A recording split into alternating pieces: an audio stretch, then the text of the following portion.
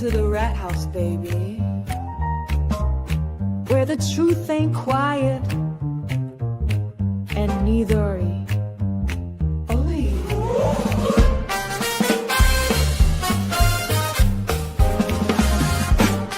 Where the Chat Rats crew slide in, pull up a seat, crime talk, cold facts, and a jazzy backbeat. We got stories to tell, got some justice to serve. So pour up that coffee or something with a swerve.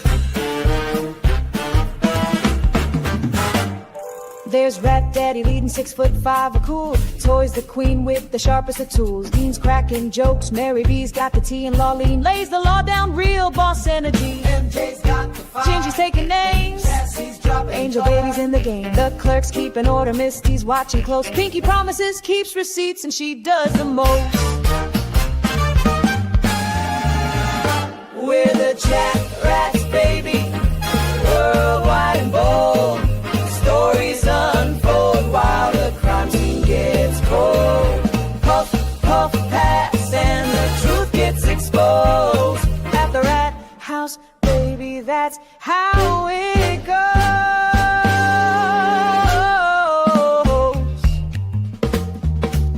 Snap, snap. Cherry lights it up. Cherry lights it up, neon glow behind her head. Tombstones drops the facts that awake the dead. Connor's taking notes, Janine's on the clock. Petty the paralegal keeps the court on lock. Sweet woman, sweet, but she'll sting if you like. Calypso keeps it cool, got that island vibe. Prince Lover's in purple, that Texas pride glowing. Sherry's laughing loud while the facts keep flowing. Bum, bum, bum, bum, bum.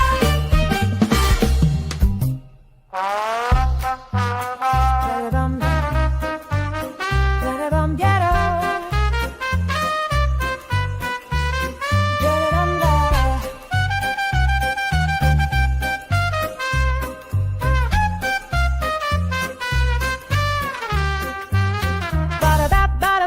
OG coming through, crazy-eyed cheese, oh you better believe. Robo-rat clicks, sparks, gears in his head, breaking the code till the lies drop dead. Jump, we're the Chat Rats, baby, worldwide and bold. Stories unfold while the crime scene gets cold. Puff, puff, pass, and the truth gets exposed. At the rat house, baby, that's how it goes.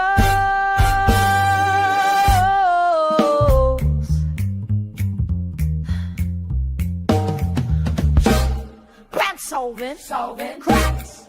Worlds are stage. That's a fact. Together, we're the Chat Rats crew. We ain't looking back.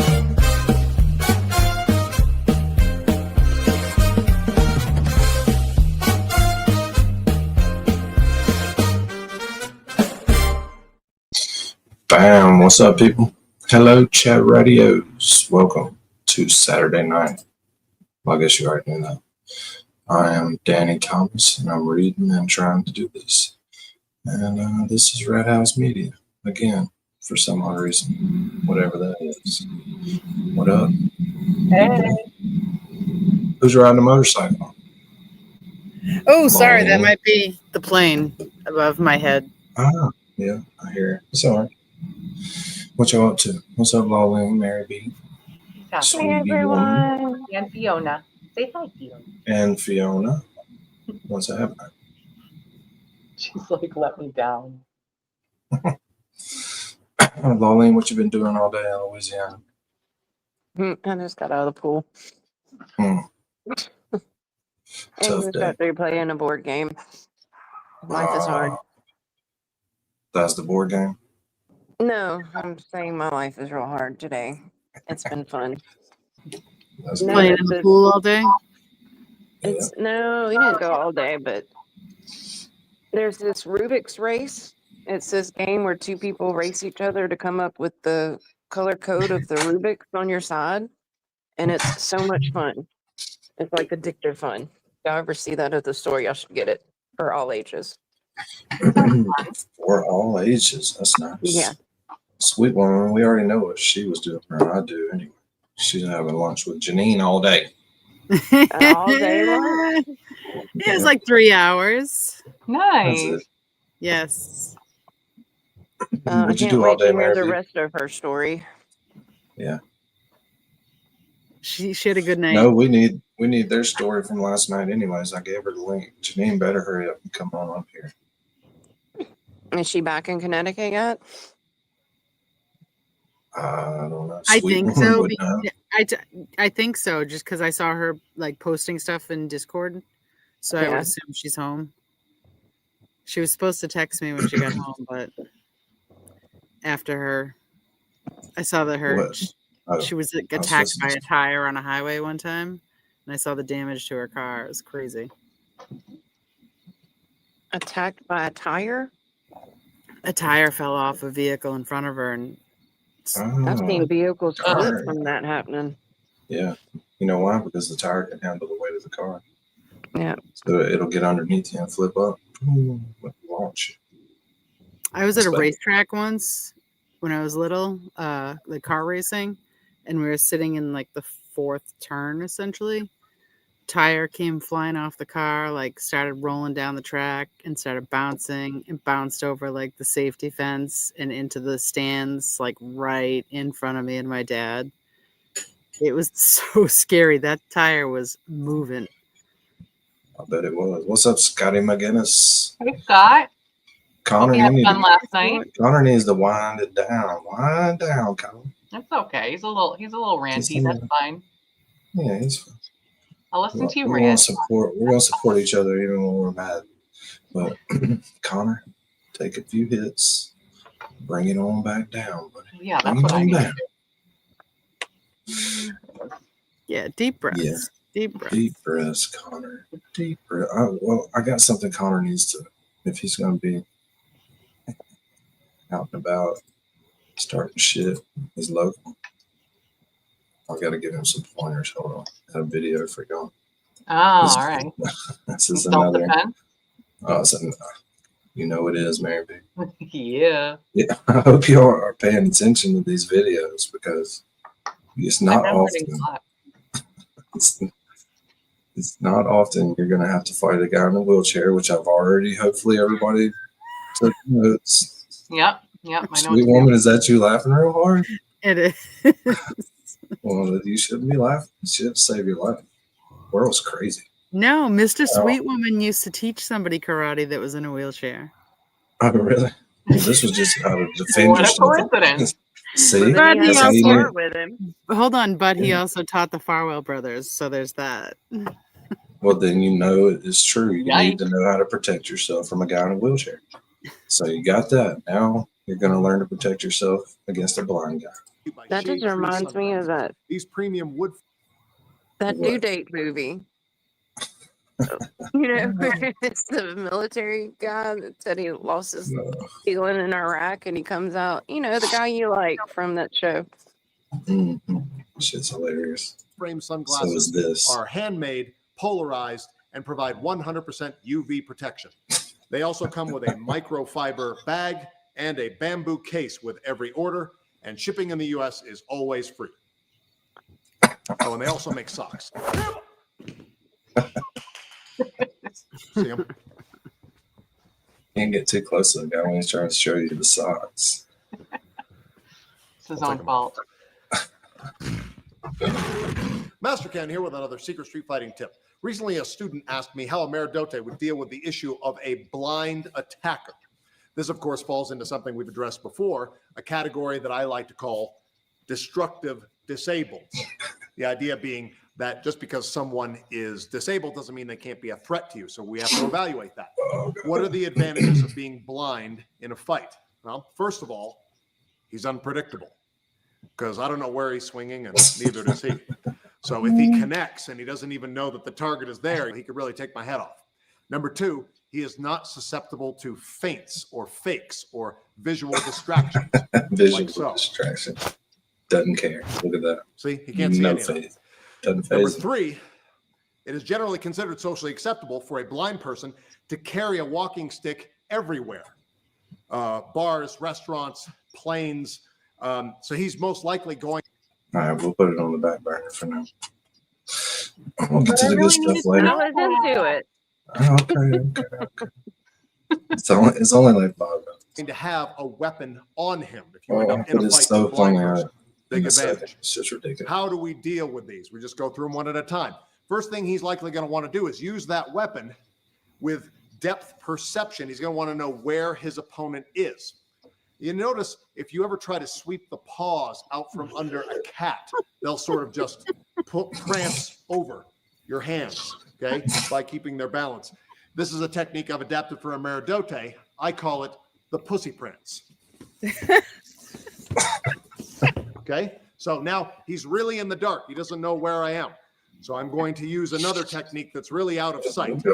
It's called throwing your voice. Visual distractions don't work, so I'm going to do an audible one. I'm going to take my voice, say it close, throw it far. This is something that is known as being bivocal. Pull! Okay. Now he's angry. He's going to use that weapon, swinging it around. I'm going to grab hold of it, stun him.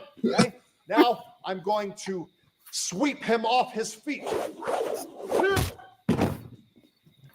And as always, re-stomp that groin. So that's how you deal with a blind attacker. Oh God, I'm sorry. I have to stop searching for goofy shit. How high were you when you found that? This dude has a huge channel. Let me just take it. As well he should. Yeah, he's got. It's ridiculous. Honestly. If I can get Today's to video is brought to you by Shade Tree Sunglasses.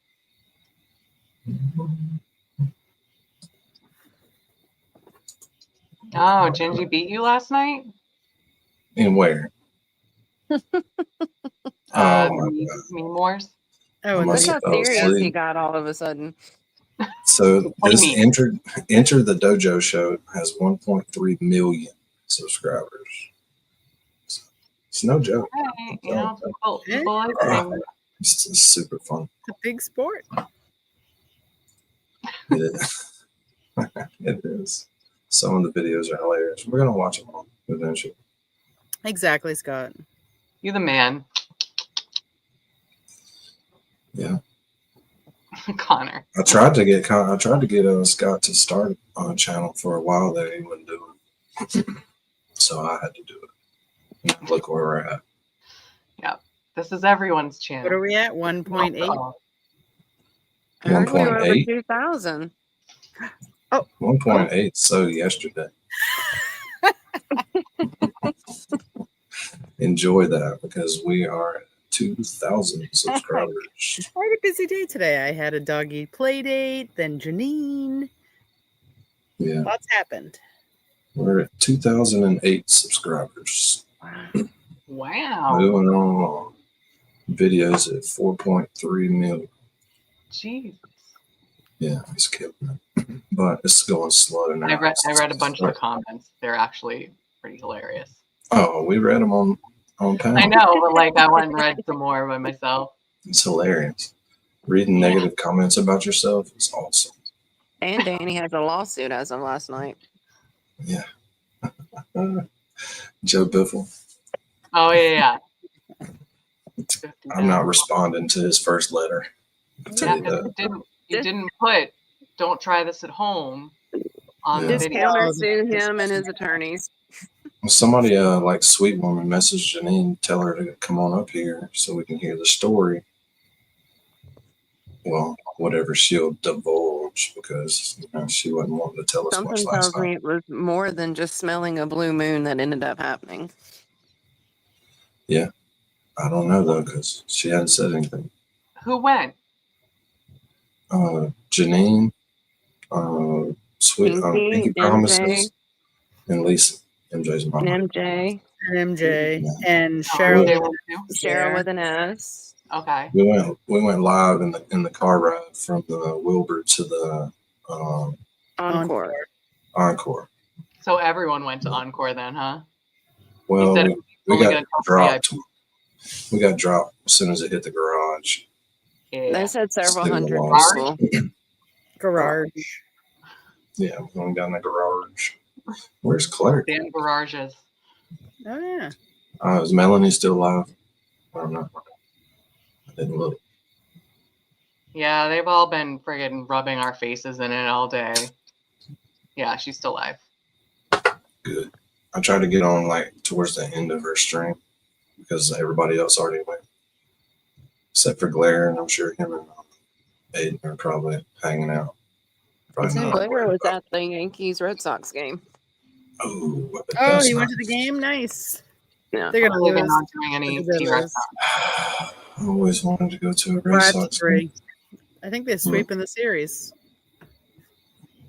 Sorry. Oh, I missed you guys too, Calypso. You're so nice. People miss me when I'm not here. That's why I did it. I just wanted. Oh, to the see other it. night? That was weird. It was weird without you. Yeah, We well, all assumed you were at the show, but then people in the chat were saying you had a wedding to go to. No, Meredith, the other Meredith, went to a wedding. Yeah, we knew. I saw pictures of Meredith dressed up for a wedding, but then Yeah. I did see a picture of her at the Encore too afterwards. Yeah, she went to the Encore.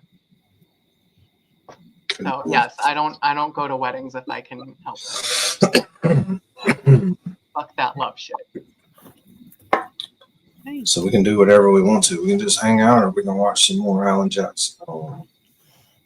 Actually, I got one little thing from Virtual Juror, her video she made on Cory Richens. Do I need to call Janine? I Send don't her a know, text. I sent her the link, and she was in Discord, so she's Bad about avoiding not us. seeing DMs. Yeah, I don't know. She's up to you. Do Oh, whatever If you Sweet want. Woman texted her, then we should be good. Connor, were you there? No, he was with us last night. Oh, okay. Yeah, he was in here hanging out. We had a while. I Me and wanted Wally sat here and talked for 2.5 hours after we got done. Oh, yeah, I saw her up Five here. and a half hours. That's when I came back. Diane G was up here. Steve was up here. But you know what I did do is I did see you were live, and I was like assorting clothes, but I turned on YouTube and I just I couldn't hear anything, but I turned it on so that you had a viewer. Nice. Because We were that's how cheating much and didn't know it. I care about this Well. channel. You should. You spend about 10 hours a week here. Seriously. We close down you down a happy hour bar and you'd be mad. So I got a bunch of shit on Billy Tibbitz too. I forgot. Well, that's always great. And I finally found a huge backstory on Billy Tibbitz. So I will tell it to you here shortly. It is pretty cool. He's not who I thought he was, but he's worse. He's worse. That's not really worse. But he's just a high-strung athlete who gets away Welcome with. in, everybody. Who got away with a whole lot of stuff. Whole lot of stuff. That's the thing that happens. Oh yeah. But this is Virtual Jurors. First little rundown on Cory Richens, which I think we did some of it on the show before, but I can't remember which one. I don't remember us ever doing Cory Richens. Yeah, because when I started looking it up, I'd already watched a few of them. So I think we did it when we did Suzanne Morphy that time. I do not recall that. I did not say it didn't happen.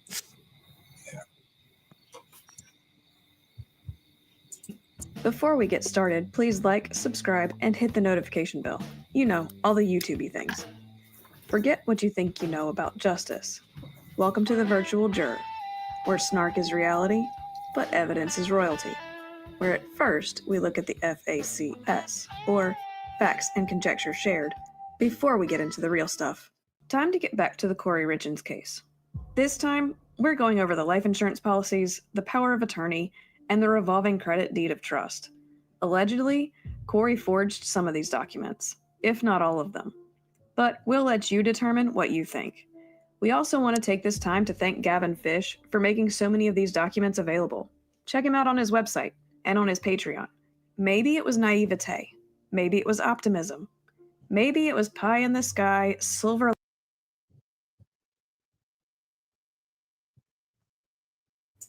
No, I didn't get a strike. Why would I get a strike? I was Hell hoping you were no. going to address that. I don't know what that would be about. What? Can we? I know we're like anti JFK tonight, apparently, but can we still watch MJ and Pinky? Oh yeah, I got it. Yeah, I got it because Connor sent it to me. I sent you the timestamp with the pictures too. I know, but he made a video. Oh, well, I'm not as impressive as Connor is. But we'll play both of them. Shit, I got nothing to do. Love What the hell Connor. does everybody keep going? Egg Everybody go keeps bump. coming and going, coming and going. Come on, people. I'm trying to build watch hours. We need 1,000. I have 18 watch hours left to load. 3,000 is done. Just You want stay some watch here. Where the hours? hell else do you want to go? Come on. Send Connor a link. You'll get some watch hours right now. I'm waiting on Gingy to tell me what the hell she was talking about. Oh no, Joe Biffle was talking about the video he was coming. Yeah, That was a lawsuit. Danny's being sued. Yeah. yeah, Work. because Joe Biffle had his employees go and try to do that, and they're all dead. Because that's what happened. That saw hit you in the face. Oh god, that would hurt. Whining, rose-colored glasses thinking. Who knows? Either way, there was a lot of money taken out in life insurance. The court filings suggest nearly $2 million. Here's as best the chronology that we can find. It's a whirlwind of paperwork and reveals a surprisingly eventful financial timeline for Eric Richens.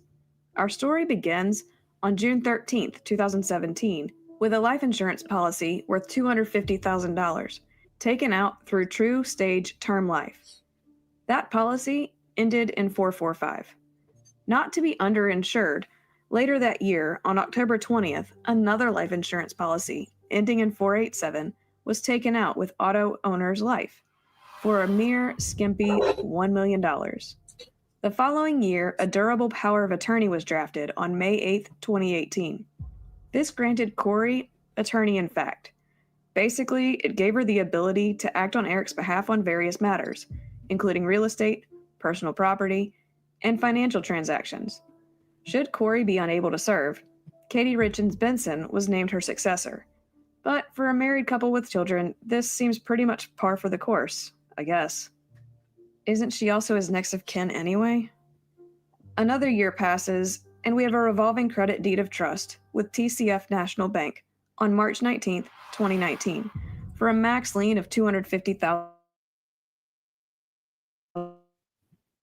Why was this necessary? We don't know. Fast forward to February 7th, 2022, in what can only be compared to a life insurance shopping spree, a third life policy that we know of, ending in 347, was taken out through True Stage, this time for $100,000. Here's a quick recap. We now stand at least $1,250,000 in life insurance policies, all of which named Cory as the beneficiary. I get taking care of your family, but this certainly is starting to appear sus. Sadly, a month later, in March 2022, Eric would no longer be alive. Cory quickly filed a few death claims that we could find. We were unable to find this policy, but there was a claim made with Securian Life with the benefit of... There you go, Ginger. Get on his ass.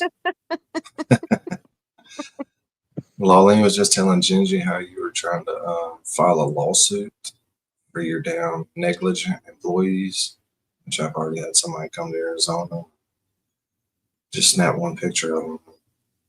It's all the evidence I need. What's up, Joe Biffle? You got a new chat right too, Joe. I'll show it to you since you're not in the fucking Discord. $347,000. There was a claim made, but we don't know if this was paid out. But here's where the fun begins. On June 17th, 2022, Cory received a payment for the original True Stage Life policy for $251,558.82. She then received another payout on August 31st, 2022, for the other True Stage policy for $101,033.79. At minimum, Cory raked in over $350,000 following Eric's death.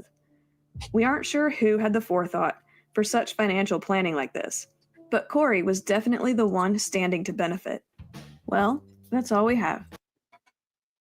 Just a little rundown. Nice. I like Just those. a little They're nice, rundown. quick, and easy to So understand. we don't get into the fentanyl and we don't get into the book that she wrote for children dealing with grief and everything. Well, that one's Such a just 4 crazy minutes. case. Spoiler alert. You could really do one for about an hour and a half. Really make a good one. Yeah, I remember now because you said fentanyl. We definitely watched a bunch of those. But it wasn't much to watch. There hadn't been a whole lot. I'm trying to find which Billy Tibbitz to start with. Billy Tibbitz. Billy Tibbitz. Hmm.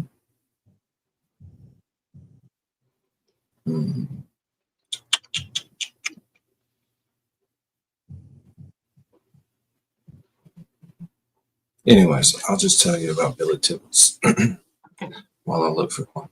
So Billy Tibbitz was an exceptional hockey player. And when he got to the high school level, he was a really good hockey player, but he was a shitty person. And he got in a lot of fights. So he went to a lot of high schools. But he eventually just quit going to high school because he couldn't find one to go to. And started playing semi-pro. And then just had a rough time through all of his pro years of fights. And like these are fights with his coaches, teammates, and sucker punching other dudes on the ice. And he was charged when he was 17. He raped somebody that was 15 at a party. So he had that over his head. He served time for that. Missed like 3 years of hockey. As soon as he got out, somebody got him another contract, and that was a huge ordeal. And he's from Boston, so Connor probably knows him. He's an enforcer. He's a fighter. But Didn't he they say fought like more. he's never scored a goal? Like he's No, he just scored literally. many goals. He's a forward. Oh, I thought they He were scored saying he no, was he just was like good. one of those He was defensive averaging a players who just fight. goal per game. That was his average. But he would make it up to the NHL level, and he would get in trouble off the court and get him bumped back down to the farm league. The hockey court. Over and over. Yeah, hockey. Isn't that what you call it? Hockey court. Rink. On the rink. Yeah. We're The not rink. from the South, guys. Yeah, I've never seen ice. They used to bring ice rink here, but it doesn't last very well. So it's just like I guess everybody around there. Winter Classic. No, there's no winter here to have a classic. It gets cold. It got cold last year for a little while. It's kind of weird. Cold, how cold? It got pretty cold last year, down around 20. Ooh. When it's 20 here, it is 2 years fucking brutal ago, cold. we were out for a whole week of school with ice and snow because no one can drive in it down here and all the power goes out. So when we have a little bit of ice and snow, it's like a week ordeal. I drove to Myrtle Beach for spring break in college, and there was snow in Virginia, and they shut the highways down, and it was like less than 2 inches of snow. You're like, We just have- let me go. We have a lot of black ice, and people don't know how to Yeah. drive. That is so no it gets joke. A lot of people killed around here when it No, does happen. that's messed up to begin with, so I totally get that. No. So, anyways, Billy Tibbitz got in trouble again for shooting a guy with a high-powered pellet gun at a party and threatened to kill him if he was while he was calling the cops. So he went back to jail for a little while, got out, was just in and out of jail, straight to a hockey team, but not like NHL every time. He kept working himself back up to it, and then he would do something off the court and get booted out. And he's from Boston, so I guess that's why TURTLEBOY was covering him there for a while. It's like a lifelong saga. Connor, is that Billy true? Tibbitz. I said, man, I was telling you. And he's entertaining. Is that movie really based on him? Probably. I don't know But what he to is believe a- of Connor, but I have He seen that movie. loves to fight. He loves to fight. I've got some of his hockey fights loaded open. What's going on? Breaking news He's a about Mike nutcase. Stewart. If this doesn't go viral, if this doesn't get national fucking news, okay? Do you understand what this guy did to me and he's done to everyone in this fucking town for 30 plus 50 years and his family before that, okay? Here we go. Here we go. Here's a new one. How many does it take, world? There's just tons of goofy shit like this. So I guess that's the free Billy Tibbitz. But Billy Tibbitz is not in jail right now, so there's no really need to We don't free need to Billy free him. Tibbitz. No need to free him. Well, I mean, Teebs is not in jail, but we say free him because he has all the charges hanging over him. I don't think Tibbitz has any right now. But just We are he argues with a live. lot of people. and it's fucking Jason, Old Dirty hilarious. Boston here today. I could have But shaved. he had his own shows and shit for a while. So, Billy, I think we have a few things to. Yeah, I mean, people love to watch train wrecks. Mhm. I mean, not train Yeah. wrecks. Speaking of, have y'all watched that new documentary on Charlie Sheen? No, Yeah. I'm Oh, dying I to. haven't watched it yet, but It is yeah. so good. Is And it? Watched it Yeah. today. Does it Huh? make you like him again or hate him more? I always liked him, honestly, because when he did Major League, like, I've been a fan ever was Yeah, since I used Major to love League. him. Remember the chase? Yes, yes. But when Worth 150 million. Charlie all the way Kirk was back down to 3. assassinated, he was on Joe Rogan when that happened. Yeah, He that was Joe crazy. Rogan was interviewing him for that Netflix What's documentary going on? when that Breaking happened. news about Mike Stewart. If Sorry. Anyway, it was just interesting, and I watched all of it last night, or yesterday. So I was wondering who else had seen it yet. It's worth watching. I'll definitely check it out. Yeah, I didn't realize how much stuff his dad did for him. His dad. Knowing how bad his dad had struggled with the same stuff in the beginning too. Yep. And But his brother dad is and Emilio Emilio Estevez. refused to be in the documentary. He did? Yeah, his No, dad and yeah. Emilio both refused to participate. Oh. Not in like a toxic way, but more of a they just want to kind of stay out of it. Like, I mean, he's got 7-8 years of sobriety at this point. I would think that they would be, more open to supportive. Yeah. discussing. Yeah, but I didn't even recognize Denise Richards in it. Oh, she's got issues. Her surgery did not hold up. No. I haven't seen Emilio since like the 90s. Right? He's I so got- beautiful. Young Guns was such a Fire. great movie. Oh, that was. So was Breakfast Club. Yeah, it was. Oh, Super there. good. Oh, my Yeah. sister's there right now. I should tell her to go out there. You have a sister in New Orleans right now? No, yeah, she's there for a work conference. And didn't take you? No, she doesn't even want to go. It's a If work she's conference. on Bourbon Street, I'm gonna say ask her. hello. If she's on there, tell her to go Was to that the cat's meow? go to the cat's He meow. was Peter McNeely. He's Connor. a boxer. The Irish Hurricanes, his nickname. He's an idiot. They're all meatheads around here. I mean, it comes with the territory, but I feel like they're extra special up here. Well, that's pretty neat. But that's all Billy Tibbitz is a Boston local hockey player. So like an excellent hockey player, but he just wasn't excellent at life. Yep. Drugs, alcohol, and fighting. Not excellent. And apparently grape. And great, for sure. Which the Yeah. judge deemed as brutal. Oh, okay. They were Because drinking, she it's not passed just out. because of the age, though, right? Because like, It Well, said she was 15, he was 15. 17. But the Oh, The okay. issue was they were drinking. She passed out. He took her off in the woods. oh yeah, that's not a good look. It wasn't. But at first, he only got like 46 months of what do they call the sentence? When it's Probation? Probation. no, A suspended? Suspended sentence, and he was on probation for 4.5 years. And then he violated the probation by shooting a guy with a BB gun. That's just a Saturday night around here. And then another time he got into a fight with a cop. So he got into a fight. He beat the shit out of a cop. Told him he was going to kill him. And that guy violated again. It's like 20 things he did.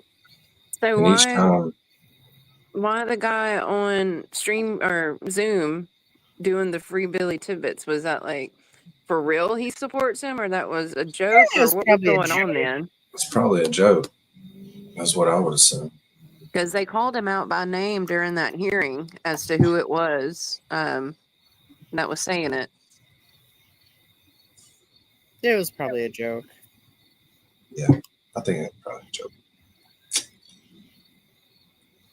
I like the other one, the Beverly Europe. See you next Tuesday. Yeah. Damn. It was so awkward.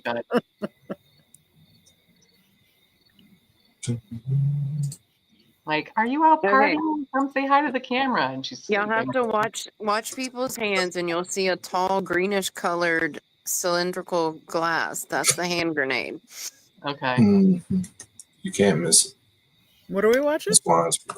We're looking for the hand grenade. We're on Bourbon Street. Go by. That's why it There's a reminded hand me of grenade it. on Bourbon Street?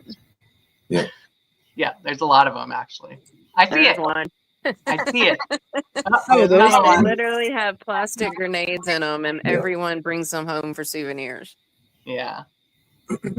Yep. You'll see a lot of those. What? Nice. So those balconies, is that like a residential or is that a business? Most of it's the upstairs of bars. Oh, okay. You can go up there and you can act like you have your own Mardi Gras. You'll get flashed. Nice. You don't If even you have got to have some beads. beads. You don't even have to have beads.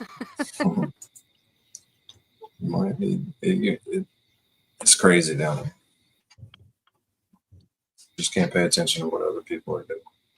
Are we doing a TikTok live, or what's going on here with the girl dancing in the street playing football? She's drawing a hopscotch. Oh, wow. She knows she's on Draw. camera.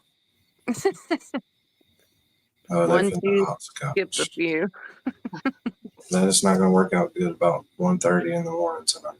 Yeah, people Nobody's are falling down a lot. Who's walking around with chalk? That girl right there with the chalk.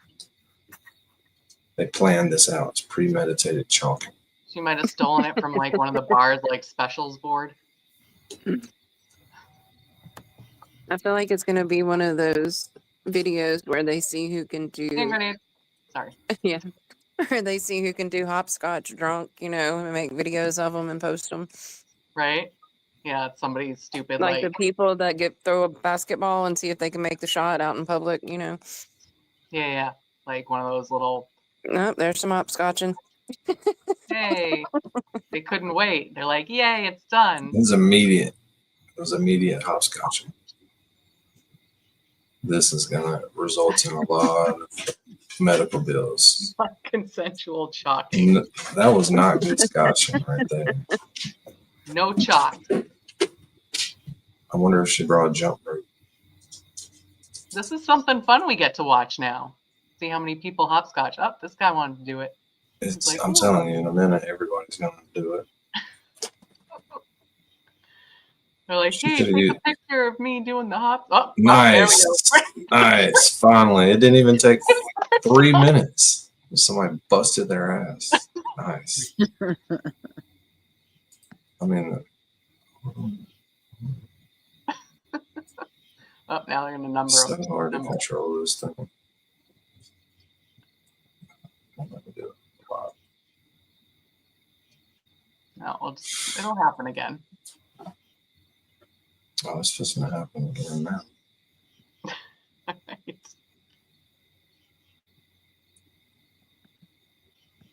Yeah, it's coming.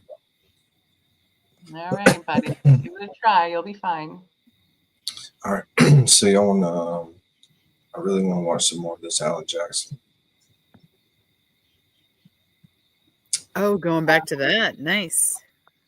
Yeah, because we didn't finish it. So, and there's that. He's got Court Chop has out some from the Kevin Spacey trial. Kevin Spacey stuff is pretty funny because I didn't realize how like small of an area that was that they were in. Like they don't have court often, so they were like trying to schedule a hearing date, and it was touristy season or something. And the judge is like, "There's no way y'all will be able to get rooms here." He's like, "I'll pitch a tent. We need a hearing date coming up in this month." All right, I think it's the next time that tries to go. It's just a hearing though. Ready? Yeah. Ready. You gotta land it. Then people are just stomping on him. That's why I wish you used glow in the dark chalk so more people could see it. Because if they see it, they're gonna do it. Mm-hmm. They're gonna bust that ass. But we'll keep an eye on that for ass busting. We'll check it out later.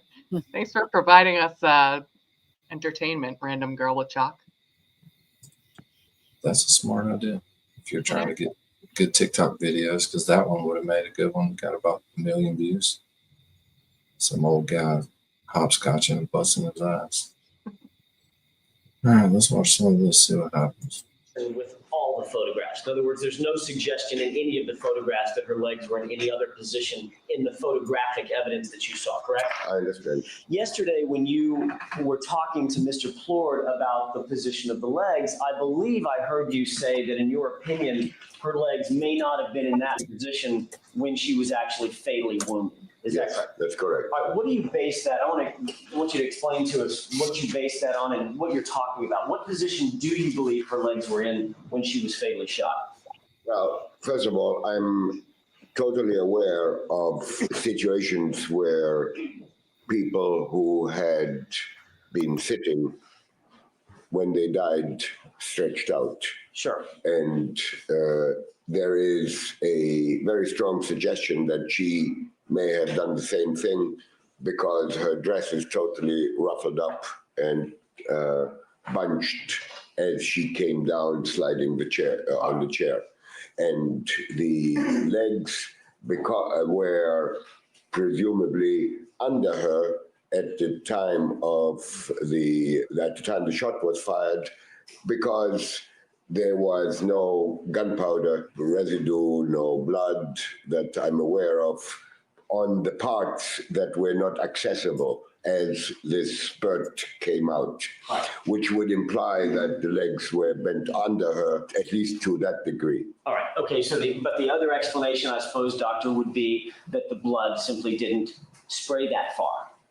That would be another reasonable interpretation of those facts, correct?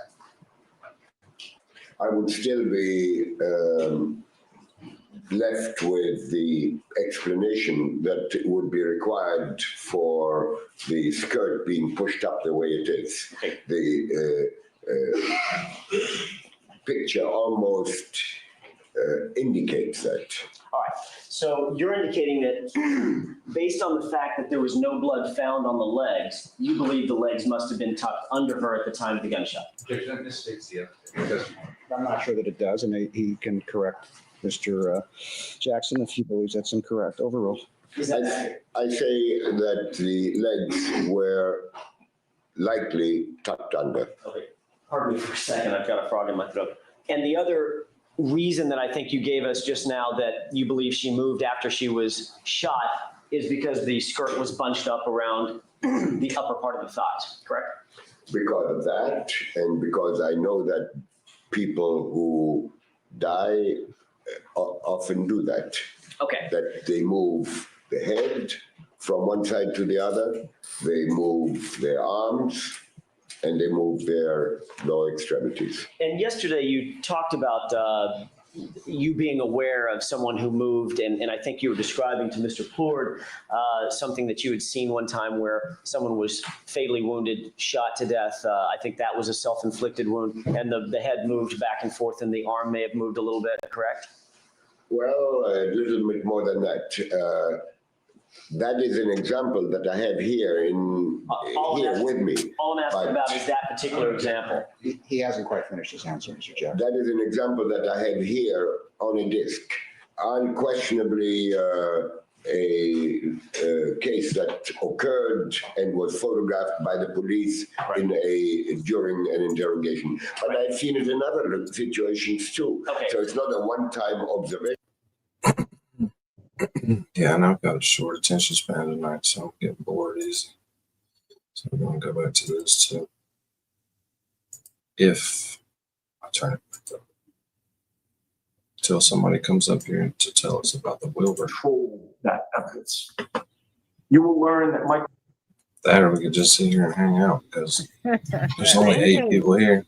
MJ, Pinky, Janine, none of them in the chat right now. What's up with that? I think Janine's coming. I don't know. But if Melanie's still on, she's got like 5,000 people in there. So. She said she needed a few minutes, so I think she's coming. I thought Melanie was almost done before you started. She was at the end of explaining everything from last night.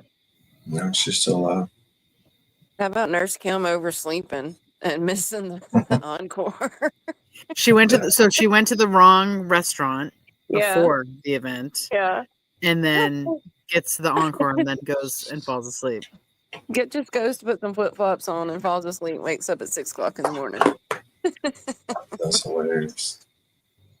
Where was she at when she fell asleep? In her Hotel? hotel room, but Hotel. her feet were hurting so bad, and she'd walk barefoot from the Wilbur to the car.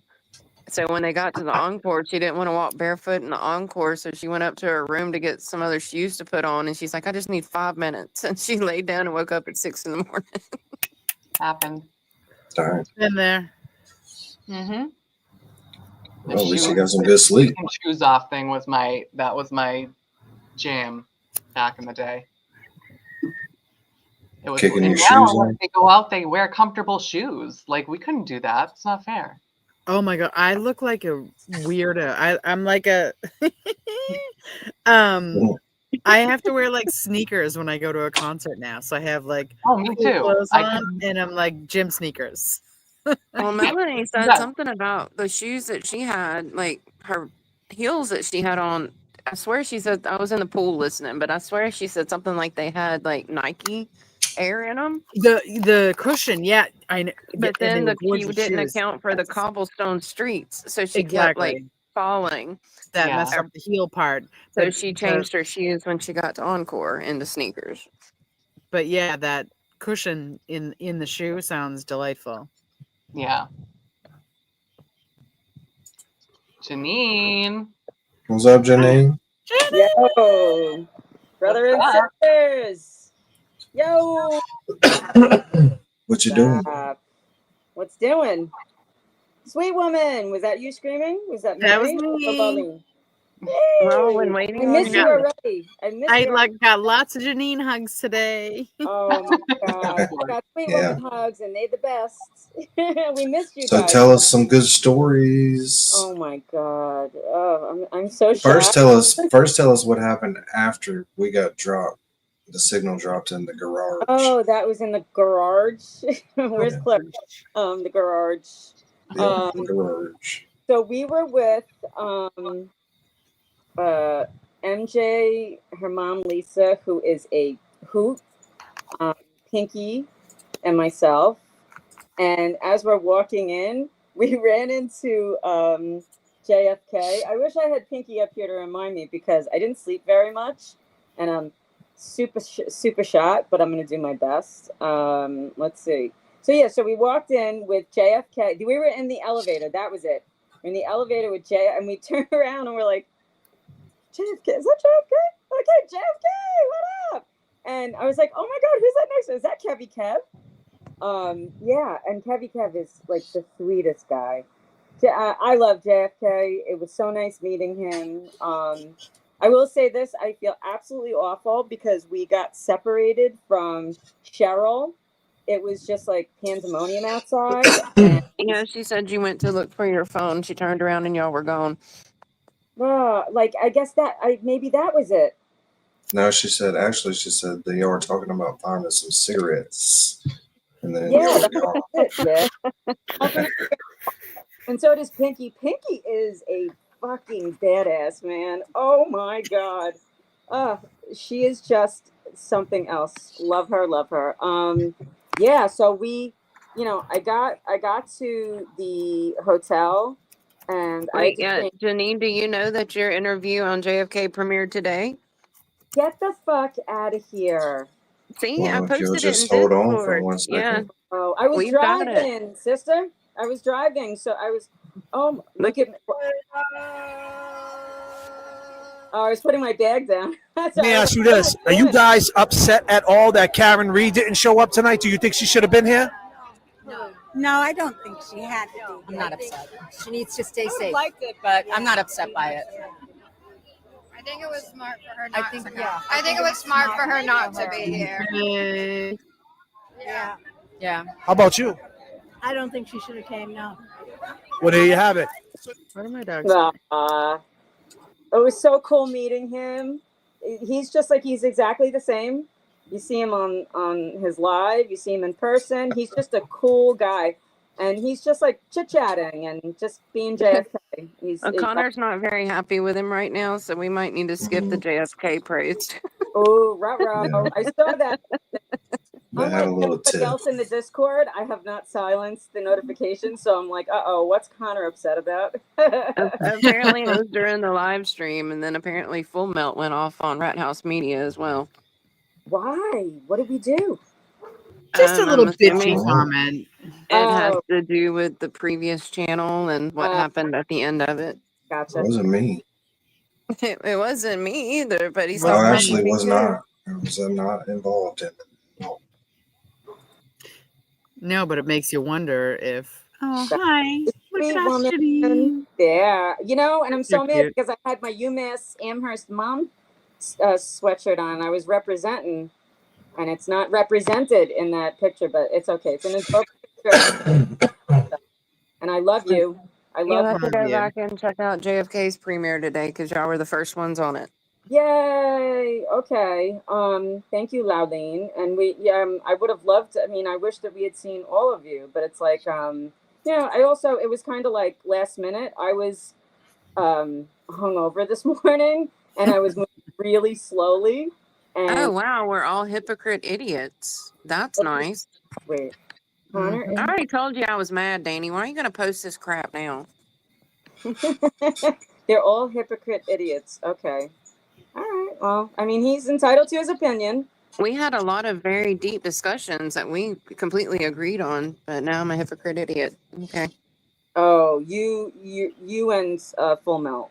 Yeah, I liked him a lot. He was fun, but I guess, when shit happens, and I guess I think the video Dean made and then the whole backlash in Discord that happened after that is what he's talking about. I don't think it's like personal against us all. It shouldn't be, because I didn't do anything to him. Yeah. Well, it's all right. Full Melt is one of my old friends I brought into the Discord and shit. Yeah. But he ain't no friend no more. Yeah. Damn, we went all the way down to 2 people. This is ridiculous. Ruh-roh. Okay. Replay crew. We'll There get can't be 2 people. There's more than that in the chat. It's lying. It's all wenches with wrenches. I'm Hey, looking at it. Diane G, Angel, Prince Leva, Clerk, Toy. Oh, Clerk's here? Clerk's always here. Clerk's the boss. Yeah. Oh, Clerk's not here right now. There's I no way. haven't really been Diane watching. G, he used to hang out with us a pretty good bit. He's Because the of my best. smoke signals He that I been did everywhere, I found a bunch of people that also smoke, and he's one of them. I'm showing I 5. thought he was cool, but he's from Michigan. He's a little bit extra woke. He was very informed about the facts of the case, so he was fun to talk to. Yeah. But he was friends with someone who fell for the Carolina Trooper and then got outed, and then that The all Carolina Creeper. started. Creeper. Yeah. Yeah, that was it was like a big Drama. Nonsense. Yeah, it got out of hand. Like right when the channel got X'd. Yeah. Anyway, Janine, I interrupted your story to let you know that you were on JFK's premiere. Oh, but yeah, go yeah. ahead. So- Y'all were in the elevator. Thank you, Lauline. Yeah, thank you. So, yeah, so it was super stressful just because I had to drive on a Friday afternoon. And like, you know, I worked all week and I was like making arrangements. It was just like, it was a lot. So I got there like just in time. Hello, Fiona. I got there just in time to just like change, get settled. I mean, I didn't even know if I would be staying over. And I talked to Pinky and I was like, oh, I'll see, you know, and she was just like such a sweetie. And she was like, no, this is crazy. You know, you have to say, yeah. And I was like, all right. You know, I packed a bag just in case. I brought my pillow and my sleep mask and my melatonin. So I was good. And then so Pinky called the Uber. Sweet woman, did I tell you the story about the Uber, the escapade with the Uber? Last night when you jumped on, you told us. Oh, gotcha. Oh, so we did tell you. Okay, so we, if I'm repeating, yeah. So it was like we got to the show an hour late. We were chit-chatting, but it was, you know, it was stressful because we were sitting in the Uber for an hour. The guy was so like embarrassed, apologetic, and we felt terrible. I've heard several people say that they were late for the show because of their ride, like 30 minutes or more. Traffic is awful in Boston. Yeah, Friday night, I'm sure. There's a meme that says, What's up, Rubicon? it takes an hour to get to Boston from Boston. Janine, let's make Rubicon get up here. She said she was going to. Yay, Rubicon! There's the StreamYard link. Diane G, bring your ass back up here. She was up here all night Oh my last God, I missed half the Diane night. G. Yeah, me and Damn. Diane G and Steve. Stuck in the trunk. Steve and Arlene. I was going to sleep, brother. And then Sweet Woman texted me and I was like, you I thought y'all were going out. broke out the big guns. I'm home. How long did you stay at the Encore? Oh, Danny. Yes. We were there. We got home. It's a hotel, home being the hotel. We didn't get in until I would say like 5:20 in the morning. Yay! Nice. Oh, you have no. Did you meet Teebs and Glare and Betero and everybody? No. I met Betero, and that was the highlight of my night. Are you all the same height? Mark Betero is a fucking beast. He sat there. Janine, who's taller, you or Betero? Oh, I'm not going to dignify that with an answer. Oh my God, Janine. He's a great person. We all love him. When you were on here last night, Bradle was the highlight when you got on here last night. So did Betero happen after y'all got to Encore? For fuck's sake, Tim Bradle is fucking gorgeous. Like, I'm not even. Why are you not on camera? You were on camera last night. You can't keep going back and forth. I'm going to tell you. So I will, but I have to. I was a little shook. So after everybody left, I took my shoes off and I'm walking around the casino and I'm drunk. I'm just putting it right out there, and it was glorious. And Pinky was gambling somewhere, explaining to me how she's making her money. She has to come up. She's that entertaining. She's hilarious. And she's what was she playing? What's that? What was she playing? I guess it was a slot. I don't remember, Lolly. There's no strategy for a slot. No, then it was something else. I was drunk, but then we went on to, we were smoking. So then we went to the balcony and where we met Luke, Ronnie, and Will. And, oh my God. Yeah. So that was fun. And I was out there.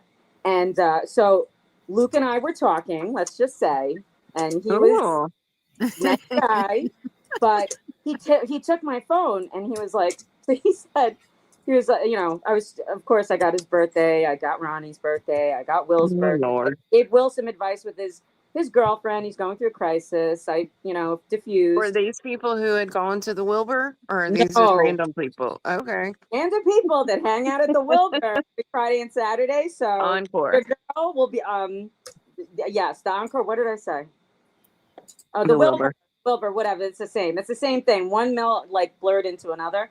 So your girl's going to be going back to the Encore sometime in the near future on the Friday and Saturday. So I'm so happy for you. Well, I mean, it's not really anything, but he's just cute. And so he grabs my phone, and he's a Taurus, but he's the second day of Taurus. So, he has a lot of Aries in him, but he grabs my phone and he's like, oh, I'm going to, you're going to follow me on Instagram. So he grabs my phone and he goes onto my wall and he's like, wait, where are you, sweet woman? I told you this story. So here I am, I'm all dolled up, and it's like he goes on to my stories, and it's like music and politics, or like little things here and there, like bullshit. I have pics of my kids, and he's like, "Where are the pics of you? Where are the selfies?" And he scrolls down, and I'm like, "Oh, this is no nudes so far." And no nudes, right? No nudes. And he said, these are his words, not mine. He said, "You're beautiful. What is this? This doesn't even look like you. This isn't a good picture." And I'm like, I was like, this is the best picture I had. And he was like, no, you need new pictures. So I'm just not photogenic, I guess. That is not true. Did you take pictures with Will that we can share in Discord? No, this was not. No, Will. This was a different Will. This was. Will. I know it's a different Will, but we still want to see this cute Will. Which Will is it? No. Will has a girlfriend, Samantha. He's an Aquarian, and he was having a crisis. And Pinky and I were talking to him, and I used the powers vested in me through astrology to help figure his shit out. And I told him, "You're with the Capricorn. I mean, I don't know if you want to do that, fine. But maybe you should be with a Gemini or a Libra. Just saying, they're gonna get you better." I mean, anyway, but so Ronnie is a so Will was just like some guy that came in. He was hilarious at 4 a.m. at this casino. Shit got kind of wild. I had no shoes on. We're smoking, we're drinking, we're high and happy. It's fun. And then we're just having a great time. It's a beautiful place. The weather was perfect, and it was just it was a vibe. It was a total vibe. And Pinky is just all for the party. And she was smoking and drinking, and so it was just we didn't take any pictures though with Luke, Will, and Will just came in, had his crisis, and left. And so which one are you attracted to that you're going back to the Encore to see again? Oh, Luke. Okay. Who? Luke. Pay attention. Luke Skywalker. I swear she said Will the first time. Did he pull his lightsaber out? Is that why he wants to? No, he's not trying to get out. I'm not tell you, brother. But Luke is considerably younger than me, so who knows? You look like a college or high schooler anyway. You know, whoever you date from here on out, you're gonna have to bring on this show, and I'm gonna have to fucking approve or just. I'm gonna give them the. That'll be fun. Mama and Daddy Rat are. Yeah, exactly. It's a very rat wedding. We'll yeah, you got to live stream it so we can get marry her 3 husbands, and I'm gonna marry. First Rat House Media wedding. Rat House Media wedding. Oh my God. No, I'm thinking that you did more than smell a blue moon, because that was your plan on the car ride over. Yeah, that's what you said. That's what you said. Now you was gonna smell a blue moon. Oh my God, did I really say that? What was I thinking? Because I told him that you had already smelled a couple of blue moons. And I said no. She said she'd only smoked 2 cigarettes and was that messed and up. had a glass of water, and I was like, yeah, she was on video. She done smelled a couple of blue moons. so then the bartender. So we had this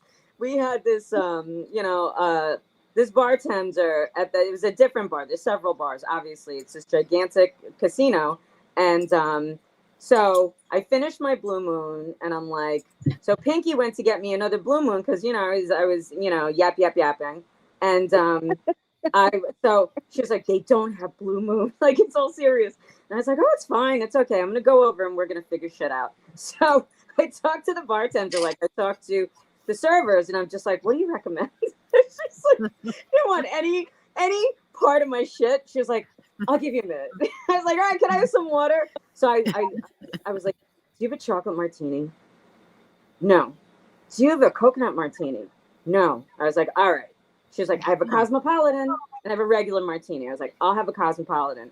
Holy shit, was this thing strong. So I was drinking my cosmopolitan, and then that's when I saw. So during the blue moon, we walked in with JFK, which is just like a vibe. It was just like, I mean, the guy has swagger, and he walks in and he's just like, yeah, I'm here, just such a cool guy. And Kevy Kev is so sweet. We ran into Tom CPU, and we were talking to him, and his hair looked phenomenal, we might add. Well, I'm sorry. His Tom CPU's hair looked phenomenal last night. He looked so handsome. He did, and he was wearing his John sweatshirt, which was great. I loved it. And he so I was thanking him for shouting us out. And he said, "Oh, congrats to Danny. That's great." And did he hit on you, Janine? Who? Tom CPU? Yeah. No. Damn, Molly. What? Molly's really trying to make some tea here. No. We've all heard he's a ladies' man. I'm just curious. He's trying to put mushrooms in the tea. First of all, there's another height contest between Janine and Tom. I was going to ask it, but she's not going to tell us. Well, with his hair sticking up, he definitely won. He gets an extra inch that way. So let me say this about Mark Betterow. And so Tim Bradle, there are a lot of people, there's a lot of shit going on. And Tim Bradle is this super hot, super handsome, brilliant lawyer. And the guy was just makes eye contact, looks you in the eye, shakes your hands. Hi, how are you? And I'm just like, oh my God. I mean, not that you're starstruck, but the guy is super handsome, and he's so much more handsome in person. And I think I said that already, but I said, oh, I'm Janine Campa. He said, oh, Janine, so nice to meet. Just a gentleman, polite manners, you know what I mean? And it's really respectful. And then Betterow, I can't say enough great things about Mark Betterow. Mark Betterow and I were talking about New York. He knows my neighborhood in Bayside. He sat there for a half hour with all of us. Lisa, and Lisa was get a picture? What's that? What? And you didn't get a Hell picture? yeah, she got a picture. With Betterow? No, she did. We did. I don't fucking know. I'm so bad with that. Somebody took a picture, I think. And we were tapping phones. Yeah, but and I tapped phones with. So you honk phones with Betterow? Yes, it was very intimate, Danny. Y'all touched tips. No. Sword fight. Cases. Sword fight. But so I will say this. So so Betterow came over and he introduced himself, and the guy is just he's a king, and he's talking to all of us, just about the case, and asking our names, shaking our hands each individually, and just showing such respect, and sitting there talking to us, talking about New York. He was, oh, you're from New York, whereabouts? Oh, Bayside, Flushing area.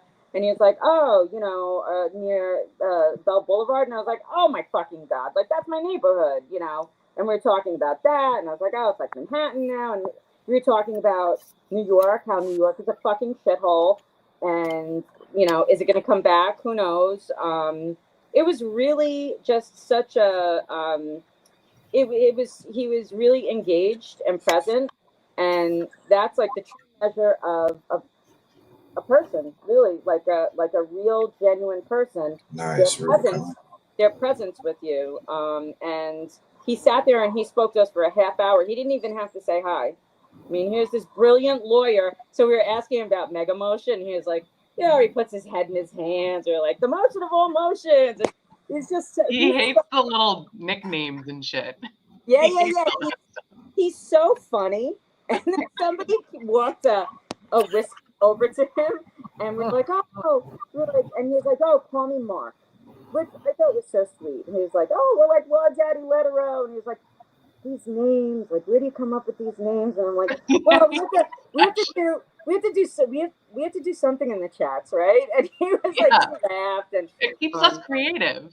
Yeah, and we're like, oh my God, we love you, but we weren't just talking about like Karen and TURTLEBOY. We were talking about just like stuff, And then he like, I felt like I was monopolizing his time. I was having such a great time talking to him. I can't imagine that you could talk enough to monopolize somebody's time. I can't imagine either. How long did Lisa and MJ stay?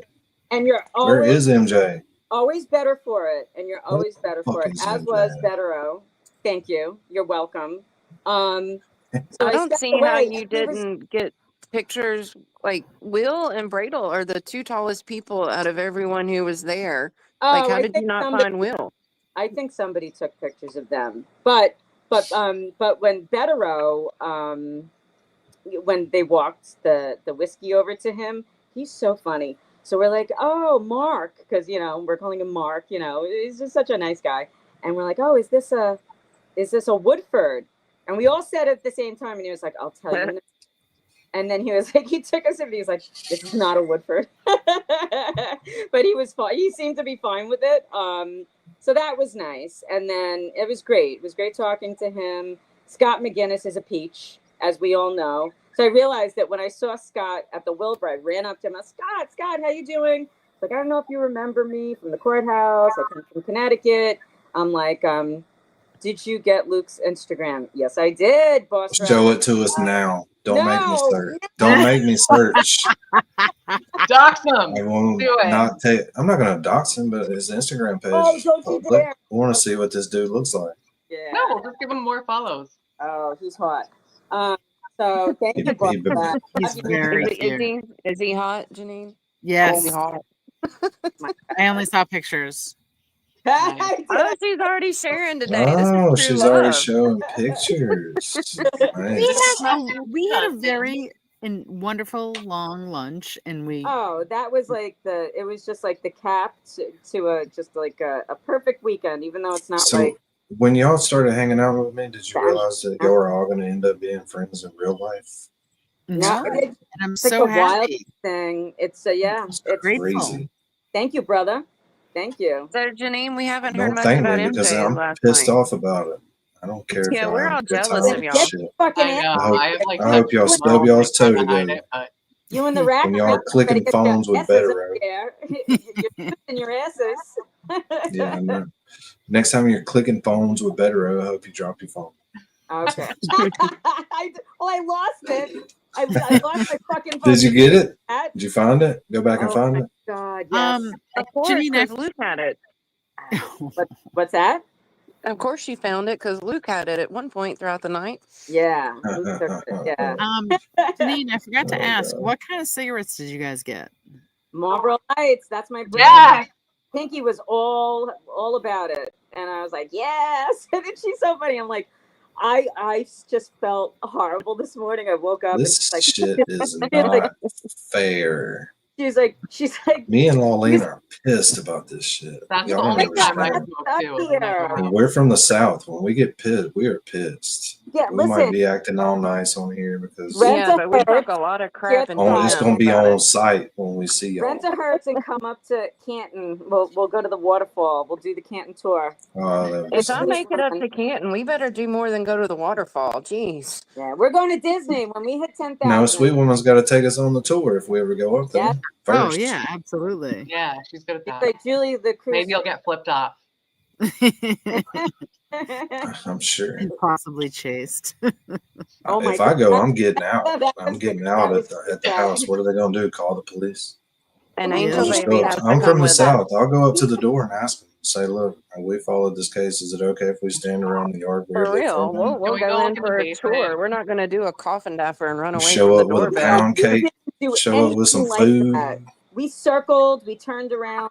So See, that's creepy though. I'm just gonna pull up in the driveway like I live there. Yeah. Go to the door and say, "Hey, can I hang out in your yard for a minute?" I'll cut the grass in the front if you'll let me hang out. I'll put your Make some wig in. videos. Just avoid the Albert Oh, Rock. look who's here. Stranger danger. Hey, Sassy.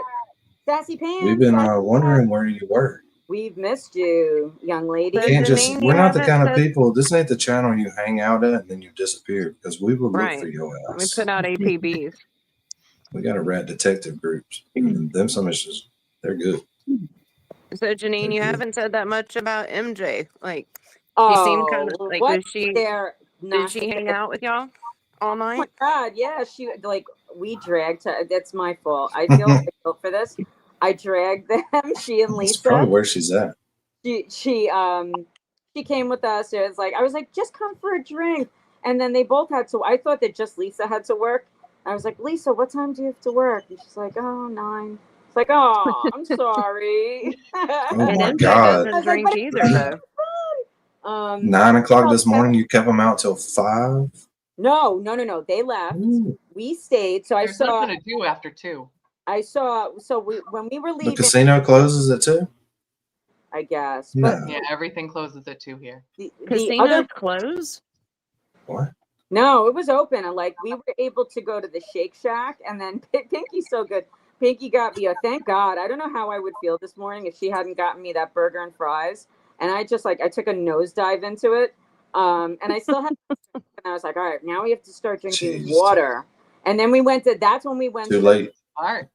Yeah, that's when we went to the balcony, and then we sat, and she I don't know, time is blurred whether we did the gambling first or after, before or after that. I don't know.